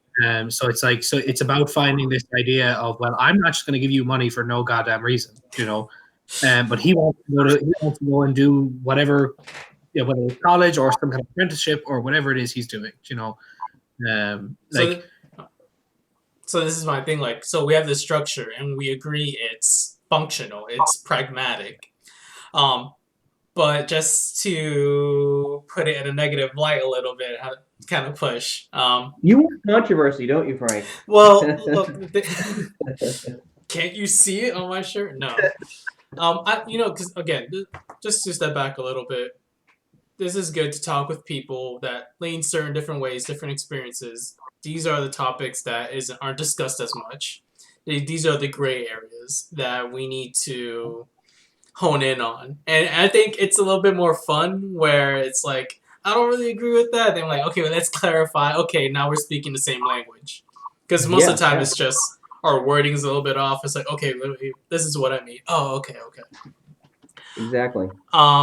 So here's another thing, because like I have like an outline, but I just want to build up to it. So again, it's pragmatic, it's functional to impose this structure, but it's just it's funny when we're saying it. We're imposing a structure on a kid. Is that moral to force? No, because it's not that structure that we mentioned. It's not just functional. It's actually fair. It's actually fair because in that case, both people are doing something that they want. So it's not just that there's something, oh, well, it's pragmatic or whatever. It's that both people are actually getting something out of it that they want. Like, I mean, that's, they're really deep. I'm not going to go off into the weeds about capitalism. That is that fundamental truth that when you can find a way for both people to get something that they want, it's more than just pragmatic. It's actually fair. It's actually good. There's something very real happening there. And when a parent says, I'm not going to spend 10,000 fucking euro a year or whatever, I don't know what college or whatever education it costs in America, God knows. But like, I'm not just going to throw good money after bad after you. Like that's not something I want to do. And it's like, this is what I mean. It's not okay to impose this stuff on somebody because some kind of a fair structure is always possible. You just need to find it. Yeah, for example, like giving the kid the option, I will pay for your college, university, but these are the rules for me to pay. If you don't want the rules, you pay for yourself. And you know what? Just be warned: $80,000 in debt and not actually and failing, not a good mix. Your choice. Or things in the middle of like, well, I won't give you, if you don't want this rule, then I'll give you less money or something. It could be something like that. I think, Danny, what you're saying is perfectly reasonable too. It's really just a matter of style, I guess, and how much you want to, how detailed you want to be. I don't think there's any harm in doing that. You just want to watch it and make sure that you weren't being taken advantage of. You know what I mean? Like, I don't think there's anything wrong with doing it that way. And Frank, were you meaning when you were talking about is it moral? So you're talking about like. So let me. Yeah. Sorry, go ahead. So here's a more divisive example because we were saying you don't give them stuff. It's like a delayed gratification. But let's say a kid wants to go play with a toy axe they find on the ground. You know, they'll tell you, you know what? I don't care. I don't care if I see my friend next week. I don't care if I don't have cake anymore. I'm gonna touch this axe, man. I want this axe. Then it's like you want to stop your 3-year-old from playing with an axe or a saw. Mm-hmm. You're taking that away from them. Well, all right. So, how does that Let me fit? step. Yeah. I'll take that exact scenario. How I would handle that scenario is I'd first walk over and ask them what they found. I would ask them if they know what it is, and then I would kind of, with enthusiasm, say, "Hey, do you want to see what it does?" And maybe show them that it's used to chop wood or whatever, and explain to them that it's dangerous and you can't play with it. Maybe observed if they want to hold it with you standing right next to them. Yeah, you can do that. And then at that point you say, okay, well now we're going to put it away. Probably shouldn't have been laying on the middle of the yard to begin with, but at that point you put it away. I mean, that's how I would have handled it probably. Agreed. And usually you kind of get out of there being any sort of conflict. They feel involved. They might cry if you try to put it away. They might, no, I want to play with it some more. And then you just say, well, we're not going to do that right now, and it needs to be put away. I don't know. They sort of feel they feel like they discovered something. They're involved in something, not just that goes away. And they need to understand an appreciation of how dangerous certain things are. Right. Yes. Now, oh wait, one more thing. Sorry. Now, Frank, on the other hand, if a little kid picks up an axe and holds it over their head and then runs full speed at their friend, yes, I'm going to rip it right out of their hands at that point. So, Of course. Yeah. Somebody to die. But right. The fundamental thing though, is about taking the kid seriously. So the kid is fascinated with this thing that is an axe, right? And that they don't know what it is. And so I completely agree with you there that the thing to do is not to say, oh, no, and you pick up the kid and you carry it as far away from the axe as you can. What you do is you say, okay, do you know what this is? Do you know what it's for? Do you know that it's dangerous? Okay, maybe you don't. Let me show you that it's dangerous. So I'll chop some wood or something, and you can see here. And you might even get them to pick up the little log of wood, and you'll be like, well, can you break this? And the kid is not going to be able to break it. And then you'll be like, well, let me show you what you can do with this axe. And you might get, I don't know, it depends on how sharp the axe is and whether or not this would be safe, obviously, but you might get them to just touch their finger off of the edge of it and show them the sharp edge, and like kids are not stupid. Like most kids, I'm sure there will be exceptions, and I don't know what you do with these exceptions. You'd have to take it as you go. Most kids, if you show them the axe and you show them this thing isn't really for playing with, look at how dangerous it is, they won't want to play with it anymore. They'll want to play with their fucking Action Man or whatever it is, because that's fun and it isn't gonna cut off their leg. So just to push back, so like Eric said, because I am looking at the extreme examples, and I agree with everything that's been said so far. Like the way Eric would deal with it, that's how I would deal with it. And then if your kid is gonna put another kid in danger, grab them before they hurt someone else, but also grab them before they hurt themselves. So that's part of teach them how to use it. Show them. Don't just say no. Like Eric said, go through that whole scenario, and also don't let them hurt themselves.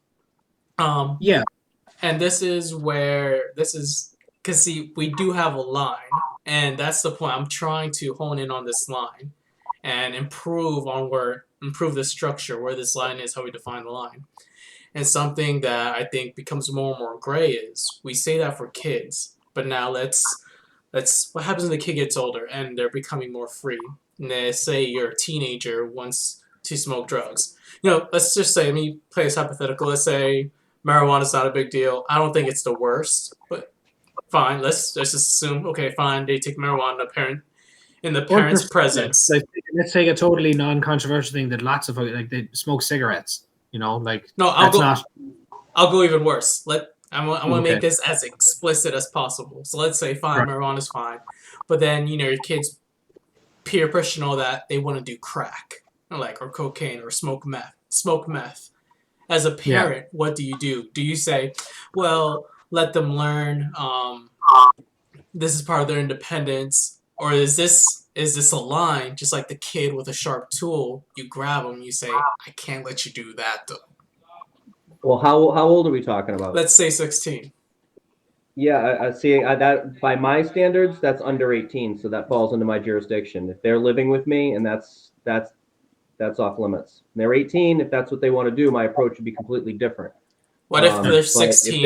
if they're my responsibility and they're living in my house and they're gonna, if that's what they want to do, they're gonna have to wait. And you see, this is what I wanted to get to. My goal for that would be to teach them to have the right friends so that they wouldn't be in that situation. And that's Exactly. Yeah. So I was gonna make the point. I was gonna make the point that okay, this isn't always the case, but I would say in the overwhelming majority of cases, parents who do like take their kids seriously and like what you were describing, the kind of parent that will run the child through, like go through the motions of something like the axe, like what you described, Eric.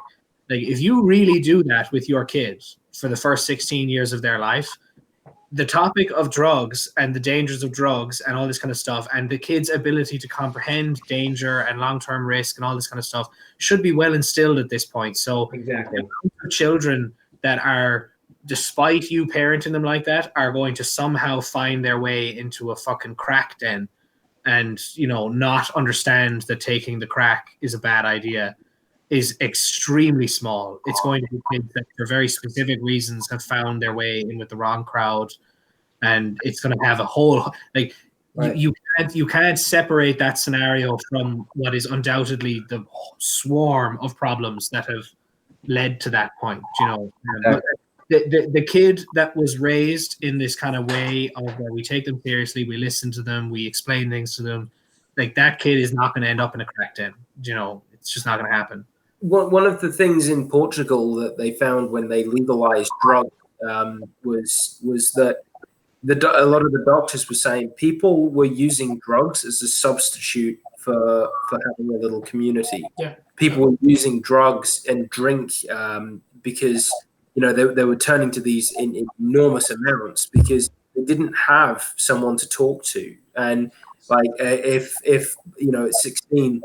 You need, I mean, the whole drugs issue is like, for me, it was very, very simple. If I took drugs, I'd lose my aviation medical. And I just wasn't willing to take that chance. Mm-hmm. Trying to get into the military when I was 16, and it was like, you blow a piss test, you never get into joint. So for me, it was the consequence was there. But for my brother, he's a semi-professional musician. It was always like, you know, he trusts my dad enough and doesn't want to get involved in that to disappoint him. And the thing is at 16 is like, if you've taken the time and explained where danger is, like with the axe you're talking about, explain where the danger is and taking kids to the point, you know, not shown them what danger is, take them to that point and show them how to have a relationship with danger. Yeah. Then you know the chance of them you know, taking stupid risks at like drugs are very, very minimal. And I agree with everything everyone has said here. Like, this is the right way. But now it's just, we're speaking like theoretical, idealistic, but to match it to the real world, it's like, not every parent is the perfect parent and raises their kids the right way. Some parents try, they fail, but let's say they get to the point where the kid is 16 and the parent's like, what do I do? How do I stop my kid from doing this? To be honest, I don't know at that point because then I think that this is, you're pointing to like, and I think anybody, like I have family members, like I had my cousin, for example, like she was adopted by my aunt and have children. And now I don't know exactly how quote unquote they were raised. I was very, very young or whatever, but like it can happen where, so she was fine for ages and then she found out she was adopted when she was like 13 or 14 and she didn't react well to it, like at all. And like, long story short, just everything fucking hit the fan. Everything just went to shit. Yeah. And the last 15, 20 years since then has just been like one train wreck after another, yeah. Right? And so you're pointing to like, you know, I can't give you a second or a 5 minute answer to, how do you fix a scenario where a kid has for whatever reason made their way into some horrible situation. Like you're talking about unpacking a whole like life story, that led to that. I don't have any easy answers for you there. And I think this reflects the way a lot of parents who end up in that situation feel. They feel hopeless. They feel they don't know what they're supposed to do, and it is extremely difficult. Because this is like two things. It's like, first is that this is the reality. No parent is perfect. And, being a better parent, your kid, statistically, yeah, they'll be better off. They'll, like George said, have that good relationship with danger. But, you can't protect them from anything. And there will come a time where you'll have to, whether as a kid, 3-year-old with the axe, or 16 with the drugs, you'll have to impose that structure. And this was the second thing, the core I want to get to, because what's the morality behind it? Because that's your responsibility. You're responsible for that kid. It's not that it's pragmatic, not just that trying to have this structure, trying to manifest the structure is pragmatic, not just that it works, but it's moral because it's your responsibility. And that's the reason why you do it. Because if it was immoral, that's something else, but that's the core. It's like you don't do this because it works. You do this because it's your responsibility. And that's something I really wanted to get to, George. I think, in raising your kids, now I don't have kids and I'm the youngest in my family, so I don't really have all that much to do with kids, but I think you need to be honest with them and they need to be able to trust you. And when I was a kid in Canada, people would find out. I wouldn't tell them because it was part of the trust thing. It's like in Canada, alcohol is very, very taboo for if you're underage. But from a young age, we were allowed a beer with dinner because like my family, my mum's family, English, very English. My dad's family from South Africa. It's a pretty normal thing, and you go to Spain, they'll give kids a beer at a table at dinner. And it's like we can have a beer at dinner. Weren't allowed to get pissed out of our skull, obviously, weren't allowed to abuse it, there were rules. But, as my dad said, if you're going to drink, you drink out of my fridge only. And that was the deal. Like, you don't go to friends' houses drinking, you drink here. And if your friends want to drink, it doesn't matter how much it pisses their parents off. They drink here where I can see them and watch them. There was how dare you give my son alcohol? And it's like, yeah, he got alcohol anyway. I just made sure he was here where he was safe. Yeah. And it was quite funny because when we were motor racing with karts, a lot of the kids I used to race against, we would go there on the weekend and we'd build our tent on Friday, and we basically had this cooler that we left open.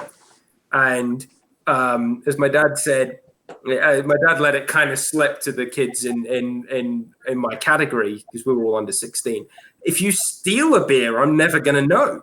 And as long as you don't leave our paddock, I'm never going to be any the wiser. So it was quite funny because like all the kids in my category would be like round drinking a beer.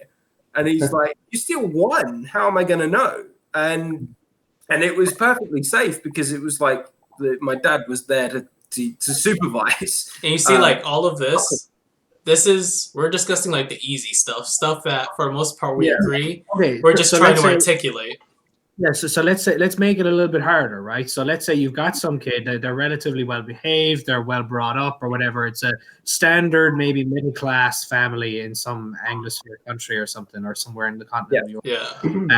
Saying one of the kids, for whatever reason, I don't know, maybe his friends at school decide for whatever reason that they want to try cocaine, and so the kid gets his hand on some cocaine and he does some cocaine. So we're nowhere near at the point yet where he's got any kind of like terrible habit or anything, but like the parent finds out that your son or whatever did some cocaine. And it's like, well, what do you do? That's hard. That's so many options, so many possible solutions. Yeah, it's like, what do you do? If you've got, hopefully if they're well reared and they're reasonably well behaved, you're able to talk to them, and hopefully they're willing to talk to you.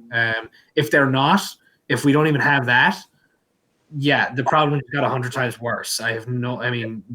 Some people really do enjoy experimenting with drugs. Yeah. Yes. So like you kind of have to. It's as corny as it sounds. Like you'd almost have to just in that kind of scenario, presuming you can talk to them, you'd have to ask the kid why they're doing it. Absolutely. Yeah. But I think Mhm. the next step, because you brought more complications, more nuance to this, but I think here's where I want to take the nuance. It's the core. It's the responsibility. So, for example, it's your kid, so you're responsible. Um, but let's say your kid, I think, as Eric said, and you're correct me if I'm wrong. Once they graduate, they leave the home. They choose to. You're no longer responsible for them. That's where it gets gray to me because it's like, well, when do you relinquish that responsibility? Because a 16-year-old could, be fussy and I hate you, I don't want to live with you anymore, and they'll run away. This is where the gray area is, I think. Go ahead, Eric. Well, I guess I don't understand what you're asking. I mean, as far as, when they're older, yeah, in my opinion, they're not my responsibility anymore. They're my responsibility insofar as they're living the life that I thought that I raised them. So, I guess I'm responsible in that aspect. But I don't. I think that once they reach a certain age, you can be there. Like, I think, what was it you were saying earlier about the percentage friend? Yeah, George, he your had that.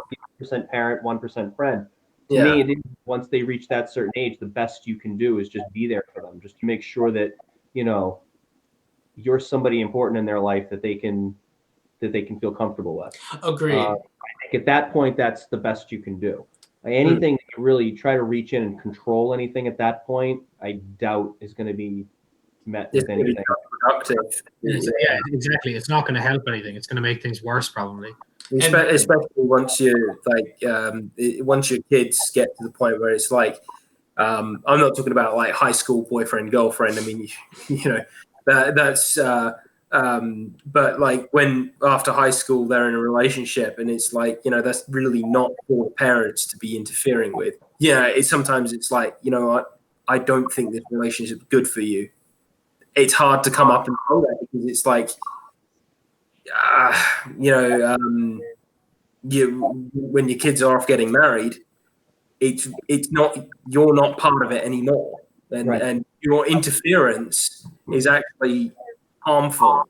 It's not just your kid; it's your kid and their wife or their husband, and that potentially they have kids too. So it's like a lot of like mother-in-law interference is an absolute nightmare in people's marriages. Mother-in-law influence is a real problem in people's marriages, and it's a problem people just don't want to deal with. It's a problem that you really don't want to have, and there's really not much you can do about it. If your mother-in-law or father-in-law just doesn't like you and or wants to cause trouble, there comes a point where it's like parental intervention is actually counterproductive. Yeah. There was a woman I knew. She was a woman I knew through my father, so she was much older than me. But her daughter was a couple of years younger than I was. And when she was around, I don't know, 16 or whatever, she went through a fucking rebellious phase. Very stereotypical. But she started going out with this guy, this kid. And yeah, delinquent, the bad boy in town, really was as stereotypical as you can imagine it, But the mom was like, I can't get in the way. I can't tell her, no, you're not fucking seeing him.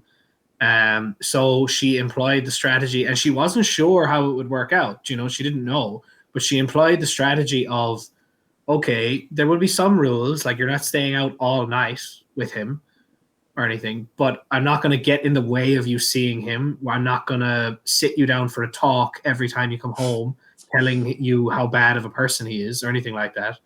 And yeah, eventually she just they had some talks, as far as I know, where the mother was like, look, I think he's not very nice, and these are the reasons I think he's not very nice. And eventually she figured it out for herself, this guy's a dick.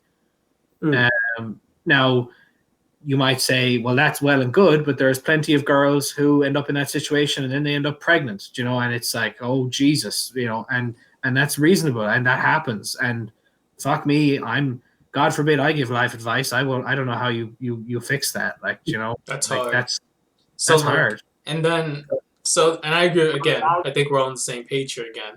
But then to reiterate, as soon as, let's say, over 18, once they choose to be an adult, then you as a parent, for the most part, relinquish responsibility as well. But just how about a friend? Let's say you and a friend are at a party having fun, and then he wants to do drugs, or he wants to do something, or he wants to get into a fight. Do you have any responsibility as a friend, or are they their own person? It's like, hey man, I can try and reason with you, but if you're gonna do something, you're gonna do something. Well, I try not to interfere with this is a bit of a different example. Like, I don't interfere at all with friends of mine's relationships or whatnot. But it is incredibly awkward when you find out quite accidentally about something, and it's like, I really think you should know this about the person you're seeing. And that's not a nice conversation, but it's like, look, I'm your friend. I'm on your side. Your decision is your decision, but you need to know this. This is what I found out. And I'm not saying this is not 100%. This is what I found out by accident. You need to have a chat with your boyfriend or girlfriend about this. My rule of thumb is always what I want. If I would want to know, then I will tell my friends. I will feel responsibility to tell my friend that. That's my rule of thumb. Yeah, that like, I had one friend.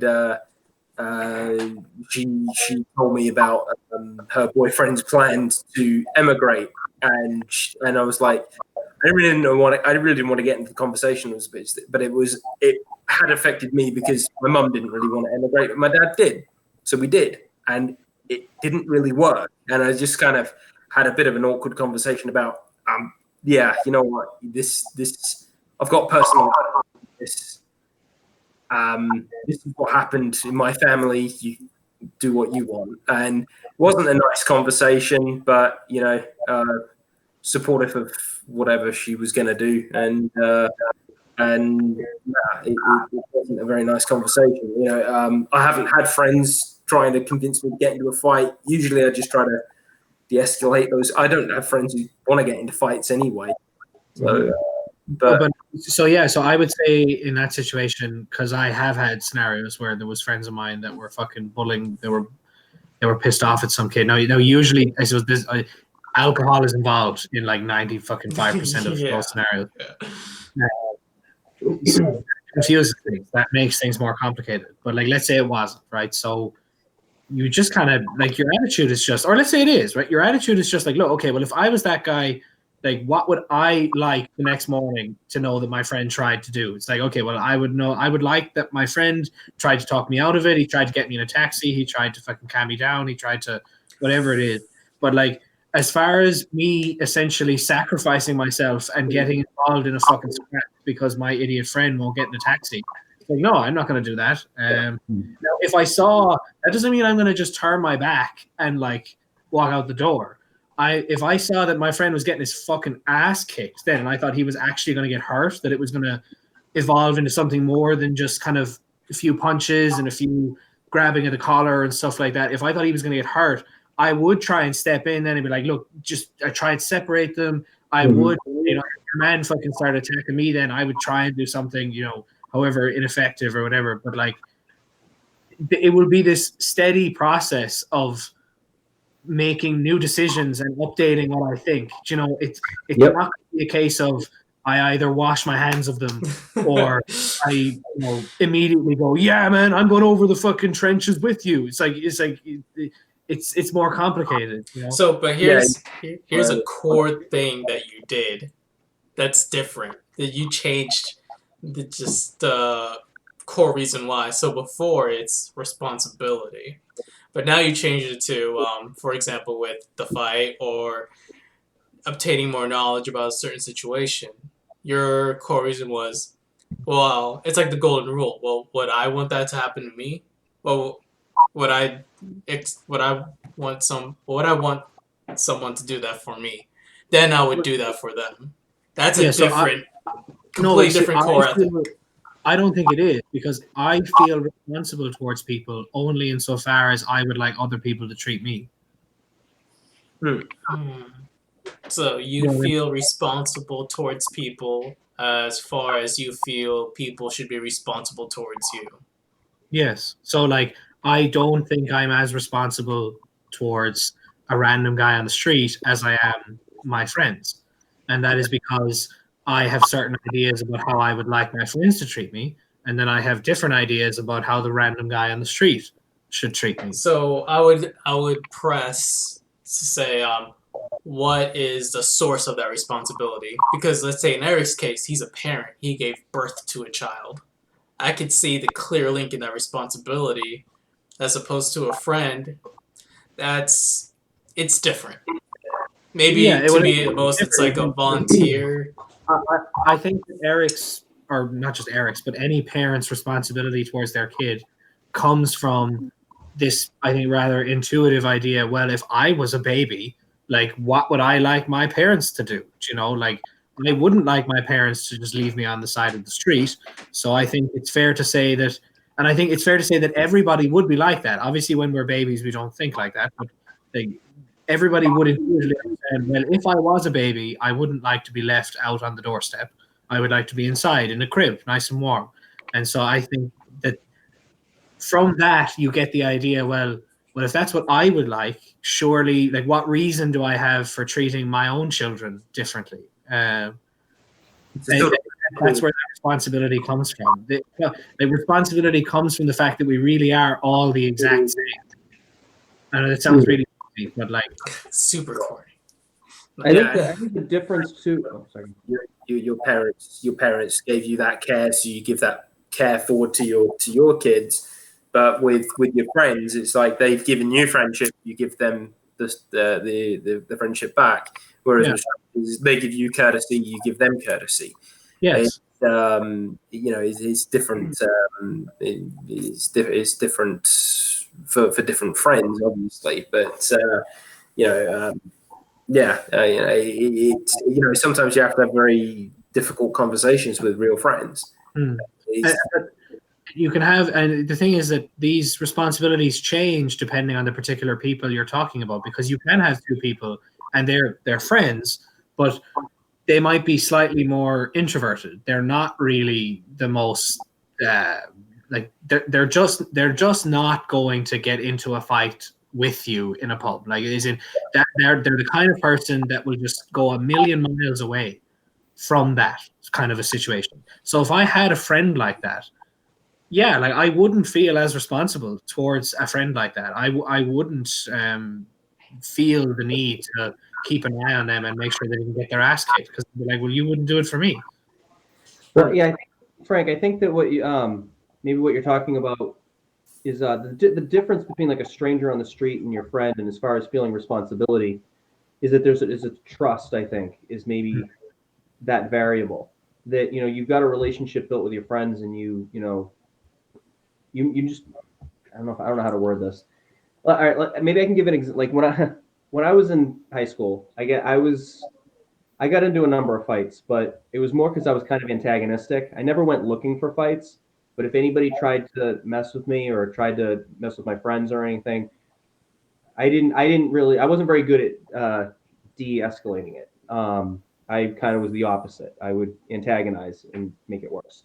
Now I had some friends that would, we all stood by each other, and if something happened, we'd have each other's backs.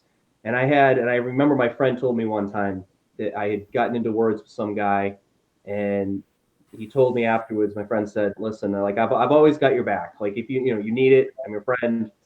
I've got your back. But if you're going to antagonize and you're going to create situations that are going to turn into this, I'm not going to be able to help you out because I don't want to do that." And for me, that was kind of it changed the way I thought about it a little bit. That maybe That's happened to me the other way around. That's happened to me the other way around, like where my friend was the one that antagonized something, and No, I was younger. Like I think looking back, I would say this is a mistake I made, but at the same time, I understand why I made it. Like so, some guy so he was trying to take some photograph, and then this other guy was just some dickhead about it. I think, and I don't know, I can't remember. I think one of them spat at the other one, which is just like, of course, the minute that happened, like, Oh shit! Yeah, it kicks off. yeah, and of course, I fucking hopped in, and like, I'm not a fucking Jet Li, but like luckily enough, the bouncers came in and everything got separated very fast, and everything was done. But like looking back, like it was a dumb thing to do because if you've ever been in a fight, yourself, like things go. If it's a real fight now and not just fucking handbags outside a pub, if it's a real fight, it gets really bad. It can get really ugly really fast, and me doing that, and I don't think it's right to say that I should feel any fucking responsibility to do something like that, to jump in when my friend is the one that antagonizes it and makes it work. And I've witnessed quite a lot of pub fights because I worked in a pub in England for a while, and then my apartment was across the road from a pub that was a real trouble pub. I never went in, but the fights that would kick off, it was basically the rule is if you're a bouncer, find the biggest guy there, kick him in the nuts, and kick him out. Because then immediately once you've taken the biggest guy, everybody just calms down. And yeah, I mean, one of the fights that started was actually against one of our staff members who was an idiot. This guy went and grabbed this girl's ass, and she was not very happy about it. And then her boyfriend turned around and said, "What did you do?" And then this guy's like, "Why didn't you help me? You work here." I'm like, "I ain't helping you. You grabbed her ass. You deserved it." Yeah, fuck you. I'm almost gonna help him. Yeah. Kick the guy out. And then the girl left, and we spoke to them the next day and said, "No, you can come back." And they said they're not going to because of the guy who works there. And the guy was really upset with me. He's like, "Why didn't you help me?" It's like, because I wanted to punch you in the face myself. I didn't need to because the big guy did that for everybody. Yeah. There were guys who used to come in for trouble. And one guy was a big guy. He got barred for life because he was always causing trouble and he was doing stupid shit like pouring mayo all over the table and like it was just like childish shit, right? But he was a pretty normal guy when he hadn't had any beer. As soon as he had a beer, he just wanted to fight everybody. And there were a few times where he'd reach over the bar and it's like, that ain't going to work for you, buddy. Like, that ain't going to work for you. And we had this woman, nice woman, but frightfully ugly. She was our doctor. And the thing was people wouldn't really want to hit a woman. But God, she could throw the biggest guys out. It was impressive. She'd like get them in a half Nelson and walk them to the door. But she was short and very big woman, and she used to deal with all the fights, and in a way, a woman going over there does de-escalate things rather than just a woman screaming, "Stop! Oh my God, stop!" That. I've seen a guy do it. I've seen a guy do it to a girl before in a pub. The girl. Now, in fairness, the girl. She hit him first, and she hit him bad. Like I don't know. She hit him over the head with something. I can't remember what it was. And he just turned around. I think it was. In fairness, I don't think he did closed fist. He just went like open palm, and he just fucking leathered her once. And as guys, we're just so much bloody. Yeah, it was grim, like because on the one hand, I watched it. I was looking at it, going, well, like she was a cunt, like she hit him. Yeah. And it looked like it hurt, in fairness. But then it was the minute he made contact, you were just like, oh, no, it's not the same. Oh, no. So, with all of this... so they got separated, and I think they were both thrown out, obviously not through the same door. But, it was weird. I didn't know how to feel about it because I was like, She deserves something, but not that. Yeah, well, it's the thing is though, there are women who know what they're doing and they will hit a guy because they don't think he will hit her back. They feel like they have license to, or not license, but they feel like they can get away with it because the rules are different, for a lad, And I think that she was kind of, and I have seen other scenarios where some girl like hits a guy or slaps a guy or something like that, and she's only doing it because she knows well he's not going to respond in kind. Like lads don't slap each other, and the reason they don't slap each other is because the guy will fucking punch you back. Yeah. What? If you're gonna start a fight, if you ever need to start a fight, what you need it to be is one punch and they're out. It needs to be if you have to resort to violence, you need to be so violent that there is no response. Exactly. And I mean, some of the fights we saw in there, my dad and I were having a drink in there, and we were talking about my brother. And apparently, someone by the same name came up to me and wanted a fight, and my dad just looked at him. And my dad was a soldier for a long time, and this guy shit himself enough that he just left the pub. And then all the staff came over and said, "What was that about?" And so some guy wanted to fight with me, and then my dad looked at him and he didn't fight anymore. Yeah, so I think like with all of this, whether it's like responsibility to your child or your friend, I do think we have responsibility to strangers as well.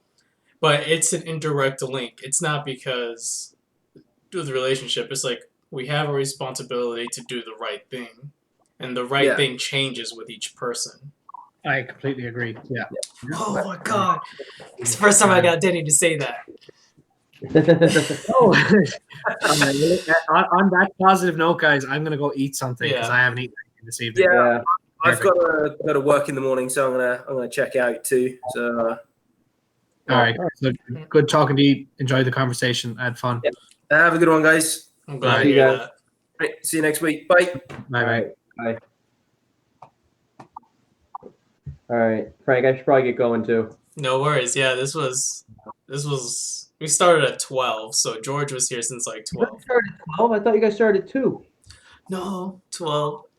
Holy crap! So I missed like more than half of it. I thought I was here the whole thing. Crap! I'm sorry about that. No, I don't think I can here. There's no way I could have stayed on from 12 to 4 though. I do have my girlfriend's kid is still here. No, so like I was planning. I do the most for 2 hours because that's practical. But Danny came in like at 1, and then you came in a bit later, and I can do this all day. I'm good, so I don't really care. Well, I'm pretty excited. Tomorrow we're gonna. I'm in my office right now. It's not quite. There's boxes and things. My girlfriend's ex is still moving all his stuff out. It's been well over a year. Yeah, I'm like, what? No. I've been with her a while. It's not like that, but he hasn't had a place, so she's kept a lot of it here because she has a full house here. So, but he's finally got his own place and he's moving everything out. And this is going to be my office. So tomorrow we're setting it up, and I'm super excited. So hopefully next week when we get to talk, I will be like at my desk, in my chair, in my full office. It's gonna be awesome. I'm looking forward to that background. All right, cool. Well, we'll talk to you soon, man. Thank you so much for doing this. I really appreciate it. This is awesome. Definitely, I love this. All right, we'll talk to you soon.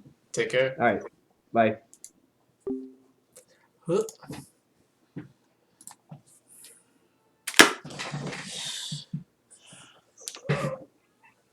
Oh, and then OBS Studios.